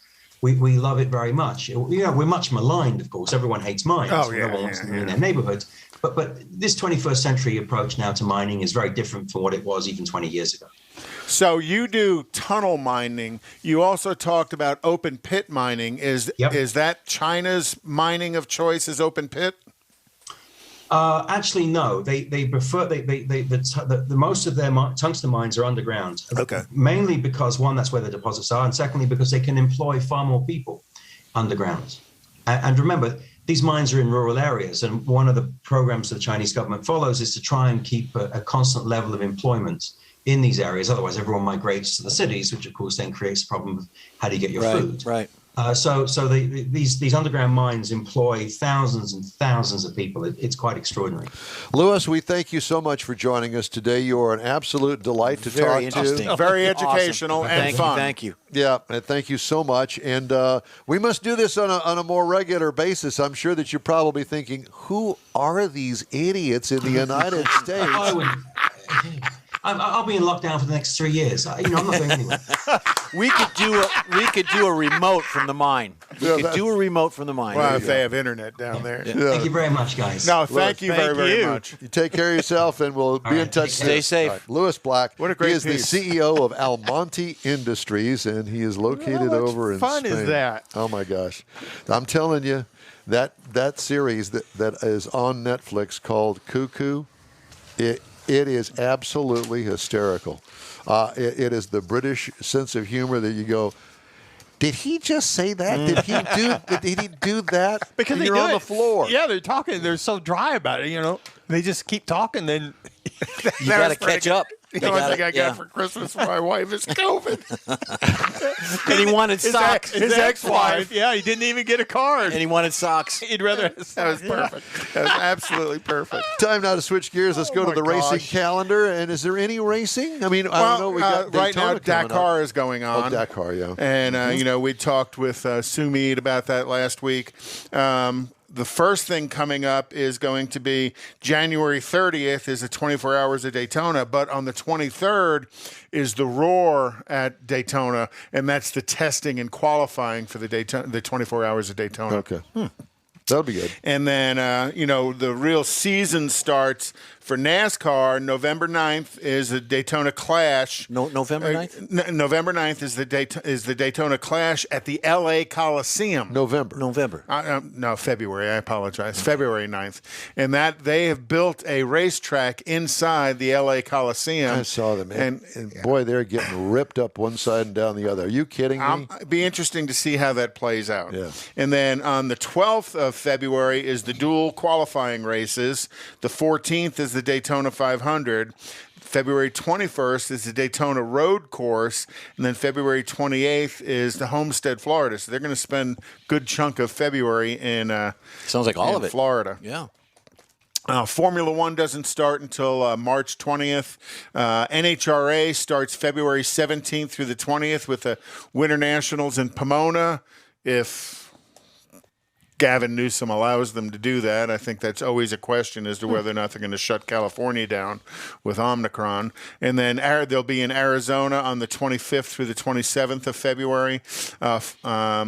IndyCar starts in St. Petersburg on February 27th. And then IndyCar is going to be at Texas World Speedway up in Fort Worth on March 20th. And World Endurance Championship is going to be in Sebring in March as well. I think it's Texas Motor Speedway, but that's okay. Okay. Yeah, Texas World, I think, is. Texas World is gone. I think we were talking about that today with Rodney. Mm-hmm. So that's kind of what's in the future. All right, very good. Time now for our pre-owned car of the week. And Mr. Zekin over here has the Chevy Blazer. I do. And let's not confuse the Blazer with the Trailblazer. I don't know why these companies confuse the issue by using the same term for different vehicles. Well, years ago, I had a Trailblazer. Years ago, I had the big one. It looked like the Tahoe, but that was years ago. Yeah. Anyway, go ahead. This is a 2019 Chevrolet Blazer. There you go. Hey, there's me on there. There are different trim levels. There's a Blazer, which is the base, and there's an L. There's an LT, an RS, and a Premium. Today's review is brought to you by the RS. It is an SUV, and it's a 5-passenger. Now, that shot right there, I like that. It kind of grows on me. And we talked earlier about pre-owned vehicles and used cars and all that good stuff. I'm actually looking at one of these for the future. It fits me. It fits my style, which is very cool. Features are the angular front and rear design. I like the grille there. Now, that grille there, Don talked about the Lexus. It kind of has a Lexus It definitely look. does, Yeah. as opposed to the pinch in. It's the pinch out. Yep, and it's kind of growing on me. You've got the high lamp or the Stylized lights. Right, stylized lights, honeycomb grille, slanted headlights. Now, are they sexy or menacing? I like them. Yeah, I think they're sexy. Just right. And it's got the fog lamps on it. And moving on, we're going to take another side shot of that. You got it? Yeah, it's coming. Okay? All right. And there's more of the honeycomb, and I do like that. This is just me with the logo on that. And there's the rear end. Yep. Moving on to the interior, you got the rear view camera. You've got driver's seat reminders. You've got lane keep assist, which is very important. Hexagonal infotainment center, which is you'll see it there. Hexagonal. Mm-hmm. Hexagonal. Forward collision warning, pedestrian detection, rear parking sensor. This is all in the 19 model. This is all in the 19 model. And there's even more. There's lots of stuff that's not even that I didn't list. But the interior materials are nice enough, but they don't justify the higher price back then. But there you go. There's the interior. Now, you see the vents that have the anodized rings around them? I despise that in the very beginning with the seats that have the red pinstriping. Yes, didn't like that. It's kind of growing on me. So there you go. That's for the 19. Rear seating lacks leg room for tall passengers like yourself. The rear seats are stiff and erect, so they're very hard to move down, but they are adjustable. Trunk room. Thank you for noticing. Trunk room. This is what's got me going. Now this Blazer has 30.5 cubic feet with the seats up so far as cargo room, Mike. And when the seats are down, it's 64.2 cubic feet. On my car currently, with the seats up, it's 29 cubic feet. Seats down is 61. So this actually has more room than my Cadillac. That's what's I'm leaning towards that. Now, your engines, you got two different variants of the engines. You got a 2.5 4-cylinder with 193 cubic inches. 193 horsepower. 3.6 cubic inches with the 6-cylinder is 308 horsepower. You have an optional all-wheel drive with the V6 only. It is a 9-speed transmission, and they say that the transmission sometimes kind of wanders, but that's you got to get used to it. 9 speeds and low torque, they do. Right. The 4-cylinder has 22 miles per gallon on the city and 27 highway. The front-wheel drive 6-cylinder has 20 and 26, and the all-wheel drive 6-cylinder has 18 and 25. Get the V6 yes, two-wheel drive. Absolutely. Fairly nimble in the handling, sporty suspension, but somewhat stiff. It helps a little bit in the handling, they say. Now, the larger tire sizes can enhance the rough ride, so be careful of that if you want to go the bigger tires. Base price on one of these, anywhere from $28 to $43, depending on mileage and condition, Mike.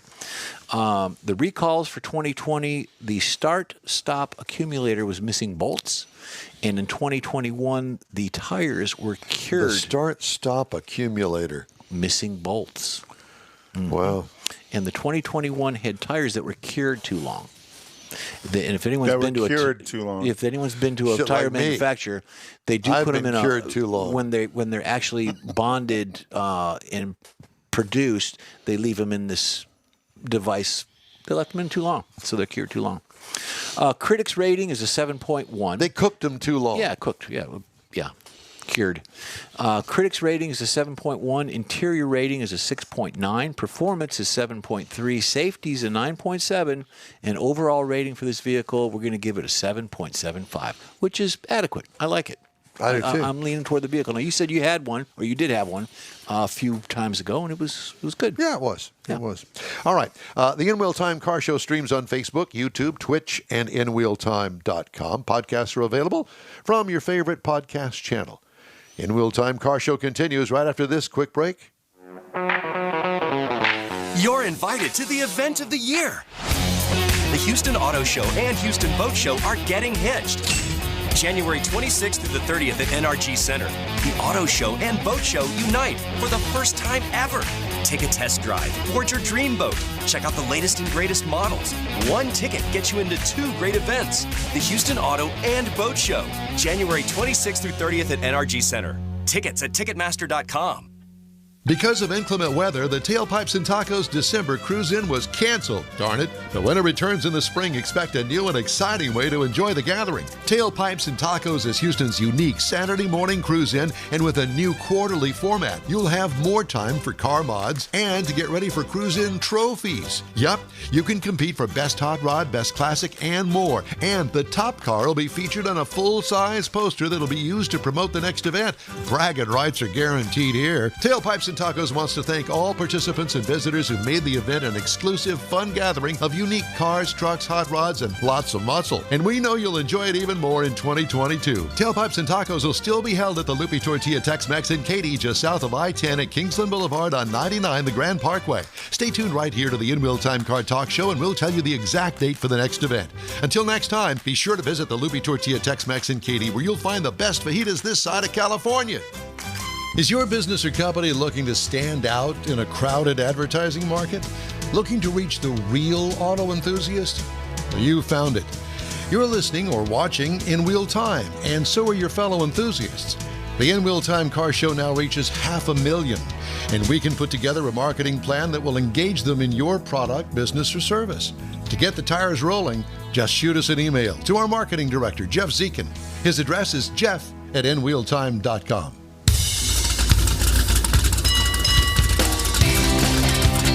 It's your weekly car talk show, In Wheel Time. Coming up, Conrad will have the car clinic and also a bonus this half hour. What? With the This Week in Auto History. Yeah, baby. And we'll have this week's automotive news. Howdy, along with Mike out of this world, Mars, who just stepped out for a moment to call Verizon, going, troubleshooting. Yeah, troubleshooting. We pay for all this internet. How come we're not getting it? Yeah, there's that. So along with Mike out of this world, Mars, King Conrad DeLong. We need more Jeff Zekin. Yep, we do. I'm Don Armstrong. Glad that you could join us on this cold, windy, blustery day here. It is. It's Houston, chilly. Texas. It is a little bit Heard chilly. the wind howling this morning. Woo. Yeah, when the think, I guess about 3 or 4 o'clock, the cold front came through. You could hear it blow through up at my house. Solid 30-mile-an-hour wind. But it's good sleeping weather. I think that what we ought to do is start this segment with this week in auto history. Okay. Are you good with that? I'm great. Because with it. I have to tell you that just by the title, it's like, but it's always good. I try and find good pieces that kind of fit. Some with a bit of a Texas flair. We'll have a little Texas flair to start here. Okay, let's go. We'll put some sauce on it. In 1901. And a lot of people are going to recognize this picture. A drilling derrick in Spindletop Hill near Beaumont, Texas, produces an enormous gusher of crude oil, coating the landscapes for hundreds of feet with crude oil as it goes squirting out. The geyser was discovered at the depth of 1,000 feet and flowed at 100,000 barrels a day. And it took 9 days to cap, so it puked out about 1 million barrels of oil on the ground before Think about they that finally for a capped minute. it. Think about that. 1 million barrels, and it just did it on its own once they From the ground pressure. punctured that hole. Right. Yep. So kind of the start of the oil industry. Yeah. In 1904, and of course, I've got to go there, Ransom Eli Oldsmobile retired from Oldsmobile Motor Works. Actually, he was kicked out. Oldsmobile was the most profitable vehicle back in the early 1900s with the tiller-steered runabout, curve dash pictured here. Oldsmobile was, Ransom Olds was approached by the head of his engineering department, a guy named Henry Leland, who had designed a lighter and more powerful engine that could improve the drivability of the runabout. Ransom Olds refused to use the new engine, and it got him kicked out of Oldsmobile. And if you know the name Henry Leland, he was such a good engineer, he went and started Cadillac. With that engine. Yeah. Do you think how much are they going to get with? Is there used a pre-owned on that? I don't know. You have to do a piece on it. In 1924. Walter Chrysler, who was also a General Motors executive at the time, left General Motors and pioneered the introduction of the all-steel-bodied Chrysler products. And in 1924, he purchased. Keep going. Don't worry about it. Going. He purchased Maxwell Company, and Chrysler took over Maxwell, who eventually became Chrysler Corporation, and they introduced their first vehicle in 1925. The Maxwell Motor Company again became Chrysler. In 1980, Jimmy Carter signed a bill authorizing the $1.2 billion federal bailout of Chrysler Corporation. And that was at the hands of Lee Iacocca, and Lee Iacocca did a great job and actually paid all of that back before the time that they were supposed to.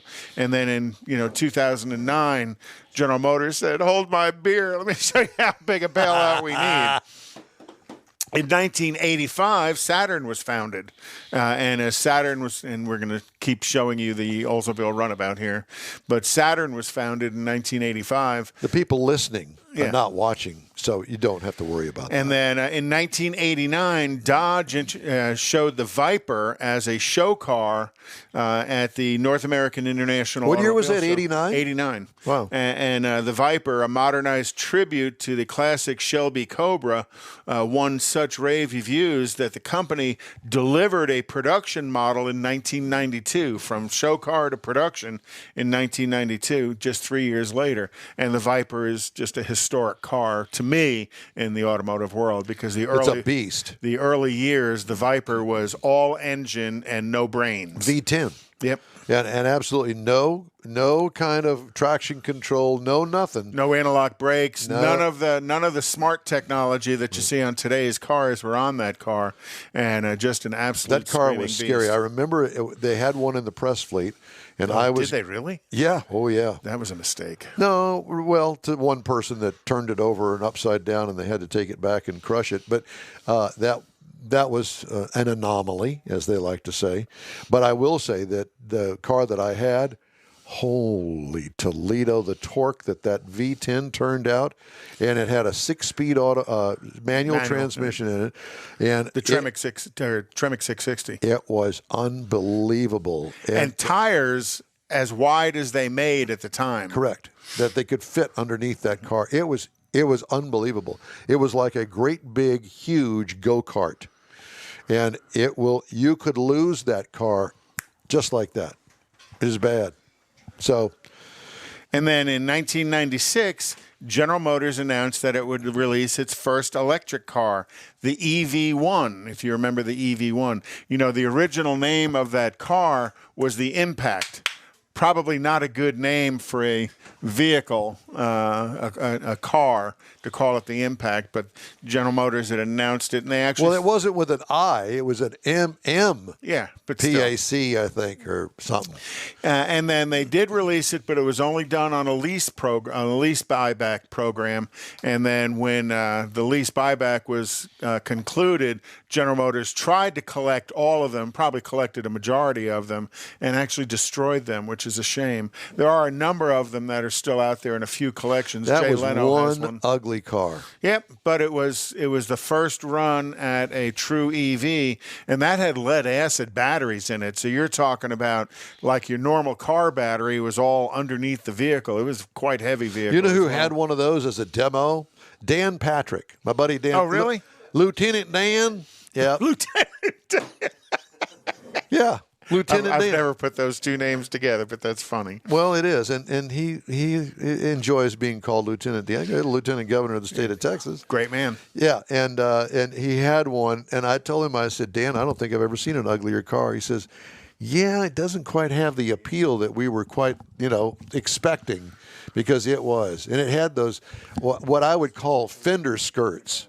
It did, and they weren't real fender skirts. It's just that they managed to bring the back wheel wells down over the wheel, and it was yeah. So ugly. The way that they had hooded it, and then the front end. To me, looking at it, it seemed like the front end was wider than the rear end, kind of Citroenish. Yes, in its look, which I understand what a Citroen is. It is an ugly car. I'm sorry for all you Citroen aficionados out there. I don't think you have to have a French personality. You're not to telling like them anything that they don't already know. I promise you. I'm sorry that when I first saw a Citroen, however you want to call it, it has an OEN in the back of it, but it is French, and it's like that thing is ugly, man, because the rear wheels had a smaller wheelbase than the front. On purpose. It was just... But pretty... Yeah, very high technology for its day because it had a pneumatic ride. Was it the 60s? Yeah, early 60s, actually. Cool. And that same body style, they sold well into the early 2000s. Yes. But it had a pneumatic ride, so it would go up and down with the road and lower itself pretty... Kind of all a I can see is an older, middle-aged guy with a cardigan sweater with leather patches on the elbows, smoking a pipe. Mm-hmm. Jeff resembles that remark. Yeah, today he does. Yeah, most definitely. So if you're wondering what's happening, if you're watching, wondering what's happening, we don't know what's happening because we can't get this car off the screen, but we still have audio. So why don't we just continue on and let's do the Conrad's Car Clinic while we're at it, while we're on a roll. We're on a roll. Well, let's. Today we're going to talk about how do rain sensor wipers work. How do they work? Very well. Is it an eyeball up on the dash? It's actually an infrared light that goes behind the mirror mount on the windshield. So for several decades, windshield wipers, you can get a high or a low speed, or if you go back further enough, when windshield wipers were vacuum operated, when windshield wipers were vacuum operated, as the vehicle would speed up and slow down, the wipers would change speeds. And then they went to electric, and generally there was just one speed, and then you had a high speed and a low speed, and then you had intermittent wipers, and now the latest technology is automatic rain sensor wipers. Well, I have to tell you, I've got to interject here. By 1954, Chevrolet 3/4-ton pickup truck with the Blue Flame 6, it had vacuum-operated wipers. And if you did anything with the accelerator pedal, like trying to go forward, The the wipers wipers stop. would stop. And in a rainstorm, it was a little problematic. Yeah, just a little bit. So, now with rain sensor wipers, the rain sensor wipers turn on when the precipitation or another obstruction is on the windshield, and the wipers engage all on their own, and the frequency of the swipes is adjusted based on how the infrared light is interfered It with. bothers me.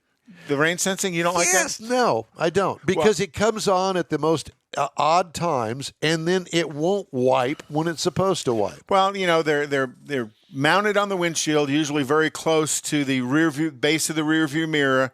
This sensor is using that infrared light to project through the windshield at a specific angle, and then the reflection back is what determines the speed of the wiper, because it's looking for how much of an obstruction there is on the windshield. So it's not only water that's landing on the windshield.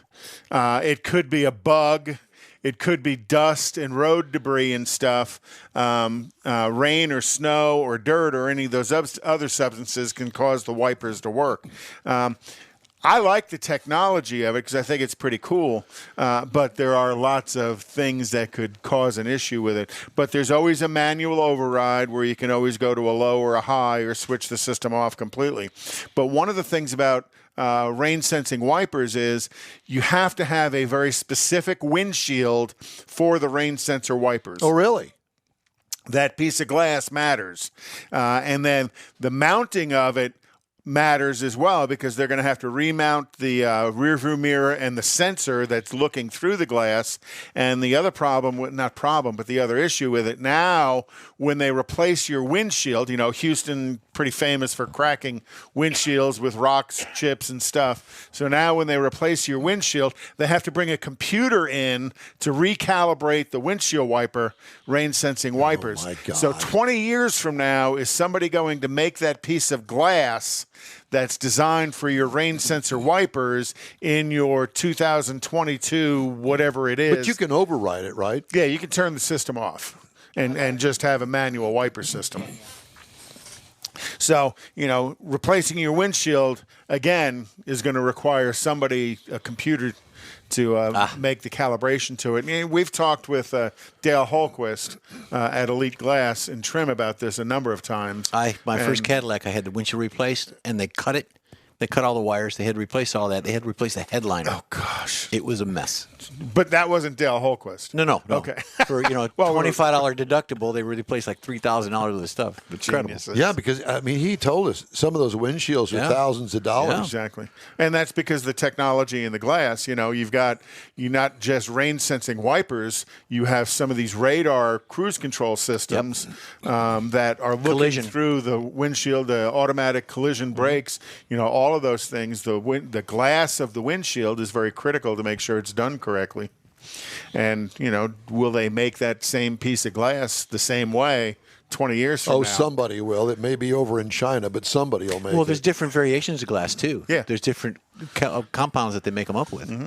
And then different, because the windshield is a sandwich piece of glass. There's an outer piece of glass, there's a middle piece of plastic, and then there's an inner piece of glass. Mm-hmm. And there was actually a point in time that a few cars had an inner piece of plastic as well. Like a liner. That was trying to stop the shards of glass injuring the passengers. So glass technology, though it looks the same, changes quite frequently. Yeah. That you made that pretty clear. So, well, thank you. You're welcome for that. I'm glad you noticed. Well, do we want to move on to something else? Can we? Sure. We've had lots of distractions. Well, here. yeah. Well, for the 45th year, the Ford F-Series pickup truck is the best-selling vehicle in the industry. That's no surprise. Mm-hmm. Beating out both Chevy Silverado, Sierra combined, as well as beating out Ram truck. They sold 726,000 Ford F-Series trucks in 2021. I know a guy that just bought one. Had a V8 engine in it. It does not have crank windows, but it's a stripper model because they all have electric windows now. But he is absolutely in love with this. and paid, I don't know, $32,000 for So it. that's not a bad price at all. Well, I mean, it's a stripper model. but Still, you're in a Ford F-150 that'll last. I told him, I said, you'll be dead and that truck will still be on the road. Well, I don't mean to be morbid about it, but seriously. What was the number that they sold? 726,000. Why is it always a round number like that? Why Well, is it? 726 and 4. I rounded Okay, it off. all right. So I had an interesting feature here, and this actually came out right about Christmas time when everybody was on the road to Grandma's house or Aunt Mary's or wherever it was. And it was, according to you, this is from Haggerty, according to you, the essential road trip snacks. Oh. You got to have snacks on a road trip. Okay. Now, when you think of a road trip and I think of a snack, what would be your one or two or three, however many would you take with you on the road? I'd want something sweet, and I'd also want something else salty. Crunchy. So I'm actually a bit of a fan. I don't eat them now, but on a road trip are those little peanut butter and cheese cracker things. Oh, yeah. Well, then you're going to need something to drink because you have to wash that cracker down. Well, let's go over these. All right. Because I think that's off to a good start. So, Team Sweet. Chocolate candy, big winner in the camp, with standard candy bars making a number of appearances in the survey. In a hot climate, however, chocolate can spell disaster for your fingers and eventually your steering wheel and or upholstery, the artificial solution to the predicament, M&M's. Yes! I was peanut M&M specifically. Or Brownie M&Ms. Or how about Bucky's Beaver Nuggets? Bucky's Beaver Nuggets. I've never had a beaver nugget. Oh, my God. No, Yeah. I've never had one. Well, it's kind of like Kicks, but with a honey coating on it. Yeah. Team Salty. The MVP here was clearly beef jerky as the popular protein packed It's another Bucky's stop. This is all It's Bucky's. sponsored by Bucky's. As the popular protein packed snack tends to be a lot less messy than chips, Fritos. Another suggestion. I'd go with Fritos. But the problem there lies with the honey barbecue flavor twist. Chili. The undisputed best flavor despite fierce competition from chili cheese. Or Cheetos. No, Cheetos another finger How about orange thing. pretzels Yes. Yep. and bags of snack mixes? Another excellent way to go. And they're easy to handle and not messy. Like a trail Yeah, mix. but you end up with them all over the floor. How about Team Both? Okay. Several proponents in the community that advocated for mixing salty and sweet trail mix, combining nuts, raisins, and the road trip stalwart M&Ms. Excellent suggestion. Corn nuts, if your teeth are good. No, I'm not. Mixed with M&Ms. Mixed with M&Ms. Another suggestion that seemed strange at first, but I must admit, Till you bite down on it and you now break we're 3 teeth. curious. This could be a game changer. And then, Team No Food in My Car. There's that team. Few community members were staunchly opposed to food or beverages in their car, which is fine. Yeah. Just know not to expect an invite from any of these people to ride shotgun. Considering one suggestion of worst road trip snack among this contingent included an alarming allusion to a chili dog incident. No. Which, though vague, sufficiently explains cause for caution. People in this No Food in My Car team prefer roadside stops for food at Wawa. I don't know what Wawa is. Must be something up in some the Yankee Northeast. Bucky's. Waffle House. I'm a fan of Waffle House. Now, I don't like their I bacon. haven't been there for years. Whataburger, and presumably other less alliterative locations. So you go through the drive-thru, you get a large Alliterative. fry and an unsweet tea, and you're good. Have you tried the new Wendy's fries? No. Yes. They're actually pretty good. We know they Yeah. tout the fact that they're better Guaranteed than M&M's. to be hot. Better than McDonald's. Yeah. Kathy and I had some But about they're a supposed week to be or so ago. guaranteed to be hot. And they are. Yeah. And they're good. Yeah, they got the crispness. There is nothing worse than a cold French fry. Nothing worse than a limp fry. Nope. But I'll tell you what, I'll eat every one of them if I'm hungry. I don't care. Yeah. Because listen, I am the cold food kind of guy. I tell you, my favorite fry, though, is Chick-fil-A. Those waffle fries, oh, man. They are the best ketchup delivery device. I need a Chick-fil-A fry and Whataburger spicy ketchup. Well, you do that, and then I'm going to stop at Five Guys and get a bag full of their fries. Did you try the new ketchup? No, the hot sauce The ketchup? second version, I was there, and they only let me have one. Can I get two? No. Get out. Are you Only have one. serious? Yes, only one. You could have 14 bags of fries and it's a supply chain and issue. 6 hamburgers, and you only get one of the new From where? Whataburger. Well, that's BS because you The can one go to- over here by the house. You over can here. you can go right down here to the H-E-B. grocery store HEB and But they buy don't bottles sell. of But it. they the new don't one. sell the new The new one. They just released a new hot sauce ketchup. That's only limited they time. have Limited to, they call They it. have the black top spicy ketchup, and now they have a white top with hot a picture sauce of Conrad on it. So, do you eat in your car? Yes. I eat in my car. Do you eat in yours? Occasionally. You? Yes, sir. You do? Yeah, I wouldn't want to ride with somebody who says I couldn't eat in their car, especially if you're in Virginia in the winter and you're stuck for 19 hours because your idiot governor isn't smart enough to send out help and clean the roads. And you're in an EV. And you're in an EV. Buzz Tiberius. BT. Buzz Tiberius. Buzz Tiberius. That's too funny. All right. I want to get some headlines in. Now that we're back on the air. BMW wants to let you change the color of your car with the touch of a button. Did you see this? Yes, I did. Automaker has debuted a concept vehicle called the BMW iX Flow, based on the iX SUV, which uses electrophoretic technology to change colors from black to white or combine black and white in a kaleidoscope of graphics across the surface of its body. So it comes with BMW worked standard with a company insurance. called E-Ink to develop the application for vehicles. E-Ink developed the technology used in Kindle readers and commercial displays for such brands as Sony and Amazon. That is very cool. If you haven't seen it, go online. There's a thing on Facebook. You can see it. Change colors. Yeah, and it is truly amazing. It's a wrap, basically, a wrap of paint That's but electrically ignited to change colors. It is. It is really that's cool. Good description. Thank you. Let's see. Stellantis, who plans to launch its first battery electric vehicle by 2025 and do away with internal combustion engines by 2028. Goodbye, Hemi. That's the end of that. Goodbye, Hemi. Nah, Brick they'll still Road. make Goodbye. that. They'll still make that. Well, hopefully we'll have somebody from Dodge next week or the week after, and we're going to ask them specifically. Specifically? Pacifically. That's on the left coast, Pacifically. Tesla aims to start initial production of its much-anticipated Cybertruck by the end of the first quarter of 2023. A little late. Pushing back plans to begin production late this year. A person familiar with the matter told Reuters on Thursday. The person said the delay comes as Tesla's changing features and functions of the electric pickup to make a compelling product as competition heats up in the segment. My dog, Suze, I just put her on down she's here. She's pulling this. She's pulling the. She's making a nest down there, and She's got the cover. It's all going to come down. She's taking the tablecloth and your computer with her. Mike, next week we'll put So a you GoPro heard on her. Ford is trying to limit dealership markups on the F-150 Lightning.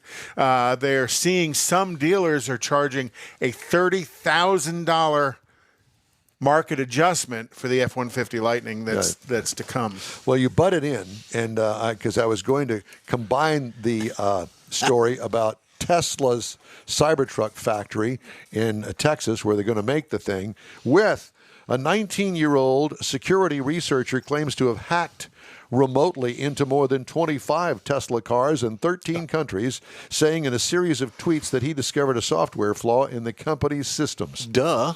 David Colombo, I like that name, a self-described information technology specialist, we call them geeks, tweeted Tuesday that the software flaw allows him to unlock doors and windows, start the cars without keys, and disable their security systems.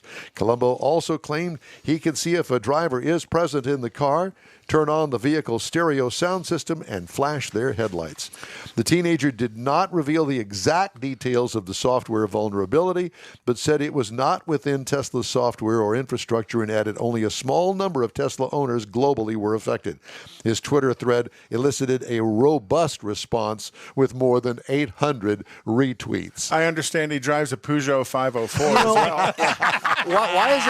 why is it always Tesla getting picked on? Why don't they do something to like a Renault? Well, I'd be afraid of jacking with Elon Musk. Yeah. You'll get one of them satellites up there to vaporize your butt. We send him up in one. Well, I think that didn't he put a Tesla in space? Yeah. Yep. Yeah.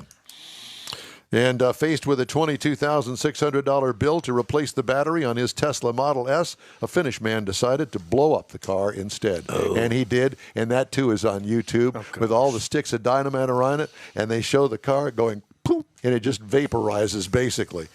It's a really cool video. So look for that on YouTube. We're going to wrap up today's show right after a quick break. You're invited to the event of the year. The Houston Auto Show and Houston Boat Show are getting hitched. January 26th through the 30th at NRG Center. The Auto Show and Boat Show unite for the first time ever.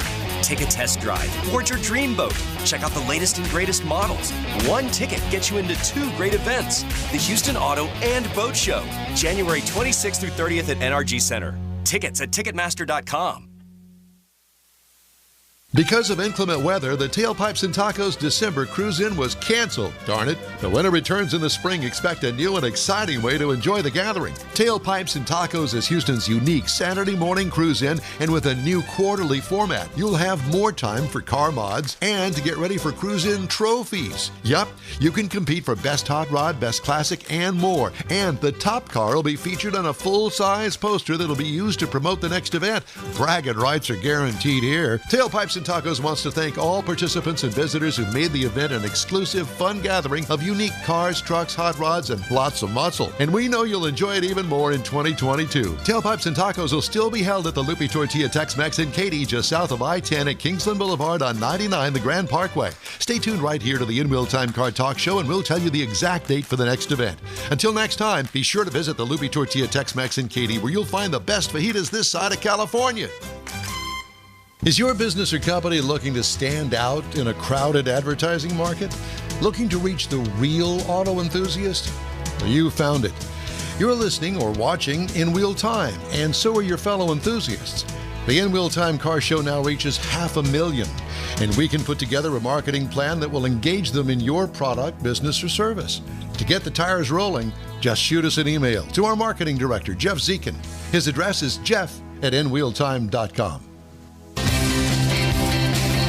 Well, guess what? What? That's We a got wrap through it. for another episode of the In Wheel Time Car Talk Show. Hey, when you're on our Facebook page, please give us a like, tell your friends about us, and share our junk if you would, please. You'll get Conrad's Unicorn Hunting features, along with all things automotive all week long. There'll be some fun stuff in there for you, too, along with upcoming events. The In Wheel Time Car Show streams live on Facebook, YouTube, Twitch, and on InWheelTime.com every Saturday, 8 to 11 Central. 30-minute podcasts are available from your favorite podcast outlet 7 days a week. The In Wheel Time Chief Engineer is David Ainsley. Our marketing manager and the video technical director today is We Need More, Jeff Zekin. We did. For booking agent and podcast man with his Oklahoma shirt on, Woohoo! Mike Out of This World Mars, his royalty, King Conrad DeLong. I'm Don Armstrong. Thanks for joining us. Today's show was produced by the Spirit of Harley Earl. Oh. Have a great rest of your weekend. Stay safe. We look forward to seeing you next Saturday, January 22, 8 to 11 a.m. Central Time. Take care yourself.